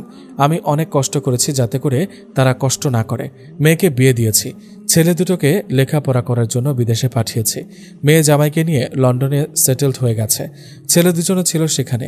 ছেলে দুজন গতকাল কল করে বলল যে তাদের থেকে নাকি আমাকে আর দরকার নেই, তারা নাকি তাদের মতো জীবন কাটাতে চায় আর দেশে ফিরবে না তারা। সেখানে নাকি তারা কোন বাঙালি মেয়ে দুটোকে বিয়ে করে নিয়েছে। এই বলে ভদ্রলোক অঝরে কাঁদতে লাগলো। আমি সান্ত্বনা দিলাম ওনাকে। আঙ্কেল, সত্যি মানুষ যে এমন স্বার্থপর হয় সেটা আপনার মুখে না শুনলে হয়তো বুঝতে পারতাম না, কিন্তু আঙ্কেল আপনি একদম চিন্তা করবেন না। আজ থেকে আমি আপনার ছেলে। ওরকম স্বার্থপর সন্তান যেন কোনো মা বাবার ঘরে না হয়। সত্যি বলছো বাবা? আঙ্কেল সত্যি। সেদিন ওনাকে রিলিজ করে দিতে চাইলে আমি বলি যে আজকে না দিতে, অতঃপর আমার কথা মতো ওনাকে পরের দিন রিলিজ করে দেওয়া হয়। তারপর সেদিনই ওনাকে ওনার বাসায় দিয়ে আসি। এভাবেই ওনার সাথে আমার সম্পর্ক বাবা ছেলের মতো হয়ে ওঠে। তারপর উনি একদিন আমার একটা কোম্পানির ঠিকানা দেয়। আমি ওনার দেওয়ার ঠিকানা অনুযায়ী সেখানে পৌঁছে যাই সকাল 10টায়। তারপর উনি আমাকে সেখানকার সবার সাথে পরিচয় করিয়ে দেয় এবং ওনার কোম্পানির কিছু কাজ বুঝিয়ে দেয়। ওনার কাণ্ডে আমি হতভম্ব হয়ে যাই। আমি জিজ্ঞেস করলে উনি উত্তর দেয়, তুমি না বললে তুমি আমার ছেলে? সেজন্য এইসব কিছু। ইনশাল্লাহ আমি আমার এই ছেলেকে অনেক দূরে নিয়ে যাব। আমি তাদেরকে দেখিয়ে দেব যে তাদেরকে ছাড়াও আমার চলে। বাবা, তোমাকে আজ থেকে এই কোম্পানির দায়িত্বটা কিছুটা হলেও নিতে হবে, কারণ আগামী 6 মাসের মধ্যে লন্ডনের এক বিজনেসম্যানের সাথে আমাদের কোম্পানির বিশেষ চুক্তি হবে। ওনাদের যদি আমাদের প্রজেক্ট পছন্দ হয় তবে আমাদের কোম্পানি আরও দূরে এগিয়ে যাবে ইনশাল্লাহ। তাই বাবা, এই প্রজেক্টটা তোমাকেই দেখতে হবে। তবে তুমি চিন্তা করবে না, এই বিষয়ে তোমাকে হেল্প করার জন্য একটা টিম গঠন করে দেওয়া হবে ইনশাল্লাহ। তবে তোমার আরও একটা দায়িত্ব থাকবে, সেটা হলো আমি তোমার মধ্যে জজবা দেখেছি, আন্তরিকতা দেখেছি, মানুষের প্রতি সম্মান দেখেছি এবং মায়া দেখেছি। পাশাপাশি তোমার যোগ্যতা সম্পর্কে আমার ধারণা হয়ে গেছে ইতিমধ্যে। আঙ্কেল, না না, আমি তেমন কেউ না। আমাকে এমনভাবে বলবেন না। আপনার ছেলে সন্তানরা আছে, আপনি এগুলো ওনাদেরকে না দিয়ে শুধু শুধু আমায় দিতেছেন কেন? আহা, তুমি কেন এমন করছো? আমি এসব কিছু আমার সন্তানের জন্যই করছি। আর আজকে থেকে তুমি আমাকে আঙ্কেল ডাকবে না, বাবা ডাকবে। আর তুমি তো আমারই ছেলে, আমিও তোমাকে তুই করে ডাকবো আজকে থেকে। আর হ্যাঁ, যেটা বলছিলাম, তোকে ঠিক তোর মতোই একজন দক্ষ মানুষ সিলেক্ট করতে হবে, স্পেশালি তোর সাহায্যের জন্য। আমি চাই তুই তোর মতো করে সেরকম বিশ্বস্ত কাউকে সিলেক্ট করে নিবি, যাতে করে এই যাত্রায় তোর পাশে আর কেউ একজন থাকে। ওকে বাবা, ঠিক আছে, সমস্যা নেই, আমি ব্যবস্থা করব। আর হ্যাঁ বাপ, আমার কিছু স্বপ্ন আছে, জানি না আল্লাহ সেগুলো পূরণ করবেন কিনা। কি স্বপ্ন বাবা, আমায় বলো। আমার স্বপ্ন হলো আমি একটা হাসপাতাল খুলব, যেখানে মানুষের ফ্রি চিকিৎসা করা হবে এবং গরিব অসহায়দের জন্য একটা ফান্ড খুলব, যেটা শুধু মাস শেষে গরিব অসহায়দের জন্যই টাকা জমা হবে ইনশাল্লাহ। বাবা, আল্লাহ একদিন কবুল করবেন। মাঝখানে কেটে গেল আরও 5 মাস। ইতিমধ্যে আমি অনেক খোঁজাখুঁজি খবর নেওয়ার পর একজন বিশ্বস্ত দক্ষ মানুষ পেয়েছি আলহামদুলিল্লাহ। সেটি আর অন্য কেউ নয়, সেটি হলো রিমন। আসলে রিমন আমার কোনো বন্ধু নয়, ও হলো আমার সহপাঠী, যে কিনা সবসময় আমার পাশে ছিল। আমার এতটা পথ অতিক্রম করার সাথে ছিল রিমন। ও ছিল বিধায় অনেক কাজ আমার বুঝতে সহজ হয়েছে, তাড়াতাড়ি হয়েছে। তারপর একদিন হঠাৎ আমাকে এবং রিমনকে ডেকে বলে, নাইম এবং রিমন, তোদের দুজনকে লন্ডনে যেতে হবে আগামী মাসে প্রজেক্টের কাছে। তোরা মানসিকভাবে প্রস্তুতি নে, সব ঠিকঠাক করে আমি জানাবো। খুব শীঘ্রই আমাদের কোম্পানির নাম নতুনভাবে নামকরণ করা হবে এবং আমাদের কোম্পানির সুনাম চারদিকে ছড়িয়ে যাবে ইনশাল্লাহ। বাবা, তুমি একদম চিন্তা করবে না, আমরা সব ঠিকঠাক করে নেব। বাসায় অন্য বাহানা দিতে হবে। আগামীকাল থেকে আমার পরীক্ষা দাওরায়ে হাদিসের। লন্ডন যেতে যেতে ততদিনে পরীক্ষা শেষ হয়ে যাবে ইনশাল্লাহ। তারপর বুদ্ধি করে বাসা থেকে অনুমতি নিতে হবে লন্ডনে যাওয়ার। তারপর আমার পরীক্ষা শেষ হলে আমরা তোমাদেরকে বলে লন্ডনে সফরে যাই। তোমরা জানো যে আমরা সফরে গেছি, কিন্তু না, আমরা গেছি অন্য কাজে। অতঃপর আমি আর রিমন চলে যাই লন্ডনে। সেখানে আলহামদুলিল্লাহ সব ঠিকঠাক। বিপত্তিটা বাঁধল 2 মাস পরে। হঠাৎ করে খবর পেলাম যে ভদ্রলোক দুনিয়ার মায়া ত্যাগ করে পাড়ি জমালেন পরপারে। খুব কষ্ট লাগলো, কান্নাও করলাম অনেক। অনেক করে চেয়েও দেশে ফিরতে পারিনি, কারণ তখনও কাজ পুরোপুরি শেষ হয়নি। তবে আমরা যে কাজে লন্ডনে গিয়েছিলাম আলহামদুলিল্লাহ সেটা অনেকটা সফল হয়েছে, অল্প কিছু বাকি মাত্র। পরে জানতে পারলাম ওনার অনেক আগে থেকে ক্যান্সার ছিল এবং উনি আমার নামেই সবকিছু লিখে দিয়েছেন। এটা শোনার পর অনেক কষ্ট পেলাম। আফসোস, যিনি আমার জন্য এত কিছু করলেন, আমি ওনার মৃত্যুশয্যায় ওনার পাশে থাকতে পারিনি। অতঃপর আমি সেখান থেকে কোম্পানির নতুন নাম ঘোষণা করি এবং নতুন রূপে সেটাকে উপস্থাপন করি। ওনার ইচ্ছে অনুযায়ী একটা হাসপাতাল খোলা হয় এবং গরিব অসহায়দের জন্য ফান্ড খোলা হয়। দৃশ্য এতক্ষণে বাস্তবে ফিরে এলো। নাইমের আশেপাশে বসা সকল মানুষের চোখে পানি। সত্যি ওনার মতো মানুষ হয় না। মা বাবা উনি একটা চিঠি লিখেছেন আমার উদ্দেশ্যে। আমার সাফল্যের পেছনে মানুষটার নাম যেন আমরা কোনো সময় কাউকে না বলি, কিন্তু আজকে তোমাদেরকে বলে দিলাম, তবে তোমরা কখনো কাউকে বলবে না। এবং উনি বলেছেন কোম্পানির নাম যেন আমার মা বাবার নামেই রাখি। সেজন্য সবকিছু চিন্তাভাবনা করে কোম্পানির নতুন নাম দিয়েছি JR group of industry. JR এর পূর্ণরূপ হলো জে দিয়ে জান্নাতুল ফেরদৌস, আর দিয়ে রহমতুল্লাহ। তোমাদের দুজনের নাম মিলিয়ে রাখতে দুজনের নামের প্রথম অক্ষর ব্যবহার করা হয়েছে, জেআর গ্রুপ অফ ইন্ডাস্ট্রি। উপস্থিত সবার চোখে পানি। সবাই বলে উঠল মাশাআল্লাহ। আমার ভাইয়া বলল, তোর মতো একজন মানুষের বড় ভাই হতে পেরে আজ আমি ধন্য। আমি এত বছরে যা করতে পারিনি তুই 1 বছরে তা করে দেখিয়েছিস। মাশাআল্লাহ ভাই, I am proud of you. তোর মতো ভাই পাওয়াটা আসলেই ভাগ্যের ব্যাপার। আমার মা বাবা আমাকে জড়িয়ে ধরে কান্না করলো, তারাও আমাকে মন ভরে দোয়া করলো। সাফুরার মুখে তৃপ্তির হাসি। তালুকদার সাহেব বললেন, আজকে অনেক ধকল গিয়েছে, বিশেষ করে আমার ছেলের উপর। যা বাবা, তুই গিয়ে বিশ্রাম কর। অতঃপর নাইম সবার কাছ থেকে বিদায় নিয়ে রুমে চলে যায়। সাফুরাও তার পেছন পেছন রুমে আসে। সাফুরা রুমে ঢুকতে দরজা লাগিয়ে দেয়। তারা দুজনকে খাটের উপর বসে সাফুরা বলল, স্বামীজান, আপনি একা একা এত কিছু করে ফেলেছেন। চাইলে আমাকেও আপনার সাথে সামিল করতে পারতেন। বউ পাখি, তুমি তো তখন ছোট ছিলে, তাই তো তোমাকে পাশে রাখতে পারিনি। আর তাছাড়া এই কাজটা ছিল আমার একার। তবে সমস্যা নেই, আগে তো তোমাকে সামিল রাখতে পারিনি, কিন্তু এখন থেকে তো সারা জীবন আমার পাশে থাকতে হবে তোমার। জি স্বামীজান, আমি সবসময় আপনার পাশে থাকতে চাই, আপনার খেদমত করে এই জীবনটা কাটিয়ে দিতে চাই। স্বামীজান, বলো। স্বামীজান, আমি না বুঝে আপনাকে অনেক কষ্ট দিয়ে ফেলেছি, আমাকে ক্ষমা করে দিন প্লিজ। অনেক অনেক আফওয়ান। আরে পাখি, তুমি এখনও সে বিষয়টা মনে রেখে দিয়েছ? সে বিষয়টা আমি মন থেকে কবে ধুয়ে ফেলে দিয়েছি তার কোনো হিসাব নেই। আর তাছাড়া ভালোবাসার মধ্যে যদি এমন একটু একটু ঝামেলা না হয় তবে ভালোবাসা বৃদ্ধি পাবে কেমনে? মনে রাখবে একটা কথা, কিছু কিছু খারাপের মধ্য দিয়ে অনেক বড় বড় ভালো হয়। স্বামীজান, ঠিক বলেছেন। এভাবেই কেটে গেল আরও 7 বছর। নাইমের এখন 3 সন্তান, 2জন মেয়ে এবং 1জন ছেলে। নাইমের বড় ভাইয়েরও 3 সন্তান, 2জন ছেলে এবং 1জন মেয়ে। এনামের 2 সন্তান, 1 ছেলে 1 মেয়ে। রিমনও বিয়ে করে নিয়েছে, আলহামদুলিল্লাহ, ওরও সন্তান আছে। নাইমের 2 বোনকেও বিয়ে দিয়ে দিয়েছে। নাইম, নাইমের বড় ভাই এবং এনামের সন্তানদেরকে নাইমদের মাদ্রাসায় ভর্তি করিয়ে দেওয়া হয়েছে। নাইমের ভাইয়ের বড় মেয়ে ক্লাস 2তে এবং ছেলে ক্লাস 1-এ পড়ে। নাইমের 2 মেয়ে এখন ক্লাস 1-এ পড়ে। নাইমের প্রথম যমজ 2 মেয়ে হয়, পরে একটা ছেলে। তাদের নাম রাখা হয়, মেয়ে একটার নাম সাকিয়া, অপরজনের নাম মুশফিকা এবং ছেলের নাম সাবিত। নাইম এবং তার ভাইয়ের সন্তানরা এখন তাদের পরিবারের চোখের মণি। তালুকদার সাহেব এবং ঝর্ণা বেগমের সময় কাটে ওনাদের অতি আদরের নাতি নাতনিদের সাথে। তারাও তাদের দাদা দাদিকে ছাড়া কিছু বোঝে না। মা বাবার থেকেও দাদা দাদির কাছেই বেশি থাকে। সবাই সবার মতো সংসার জীবন নিয়ে ব্যস্ত। রাতে নাইম এবং তার বড় ভাই বাসায় ফিরলে তাদের ছেলেমেয়েরা ছুটে আসে এবং সালাম দিয়ে বলে, বাবাই বাবাই, আমাদের জন্য কি এনেছ? নাইম এবং তার বড় ভাই সালামের জবাব দিয়ে বলে, ওলে লে, আমাদের মামুনিদের জন্য তো কিটক্যাট নিয়ে এসেছি। সেগুলো তাদের হাতে দিতেই তারা খুশিতে আত্মহারা হয়ে গেল। তারপর ওরা সবাই নাইমের বড় ভাইকে বলে, আজকে আমাদের হুজুর আমাদের থেকে সব কালেমা শুনেছে, আমরা পারছি আলহামদুলিল্লাহ। হুজুর আমাদেরকে চকলেট দিয়েছে। ওমা, আমার আম্মুনিদেরকে বুঝি চকলেট দিয়েছে? খুব ভালো, দেখি যেটুকু একটু করে শোনাও তো। অতঃপর তারা সবাই একসাথে কালেমা পাঠ করে। মাশাআল্লাহ, খুব সুন্দর হয়েছে আম্মুনিরা। বাবা, আমরা সবাই বড় হয়ে হাফেজা আলেমা হব এবং ভাইয়েরা হাফেজ আলেম হবে ইনশাল্লাহ। তো আমার আব্বু আম্মুদেরকে আল্লাহ কবুল করুন, আমিন। এভাবেই তাদের পরিবারটা সুখে শান্তিতে হয়ে ওঠে এক টুকরো জান্নাত। তো বন্ধুরা, হুজুরের প্রিয় হুজুর নিয়ে গল্পটা শেষ এখানেই করতে হলো। এই গল্পের শুরু থেকে শেষ পর্যন্ত আমরা যারা যারা শুনেছি, আল্লাহ আমাদের সবাইকে কবুল করুক এবং এইরকম করে জীবনটাকে সাজানোর তৌফিক দান করুন এবং সবাইকে উত্তম জীবন সঙ্গী ও সঙ্গিনী দান করুন, আমিন। তো আপনাদের এই ভাইকে কখনো ভুলে যাবেন না, সবসময় দোয়া করবেন ভাইয়ের জন্য। যদি আল্লাহ কবুল করেন তাহলে অতি দ্রুত আপনাদের জন্য বই নিয়ে আসবো ইনশাল্লাহ। এই গল্প লেখার সুবাদে অনলাইনে অনেকজনের সাথে পরিচয় হয়েছে আলহামদুলিল্লাহ। তাদের জন্য দোয়া ও ভালোবাসা রইল। ইতি আপনাদের অতি প্রিয় লেখক হাফেজ নাইম বিন রহমতুল্লাহ।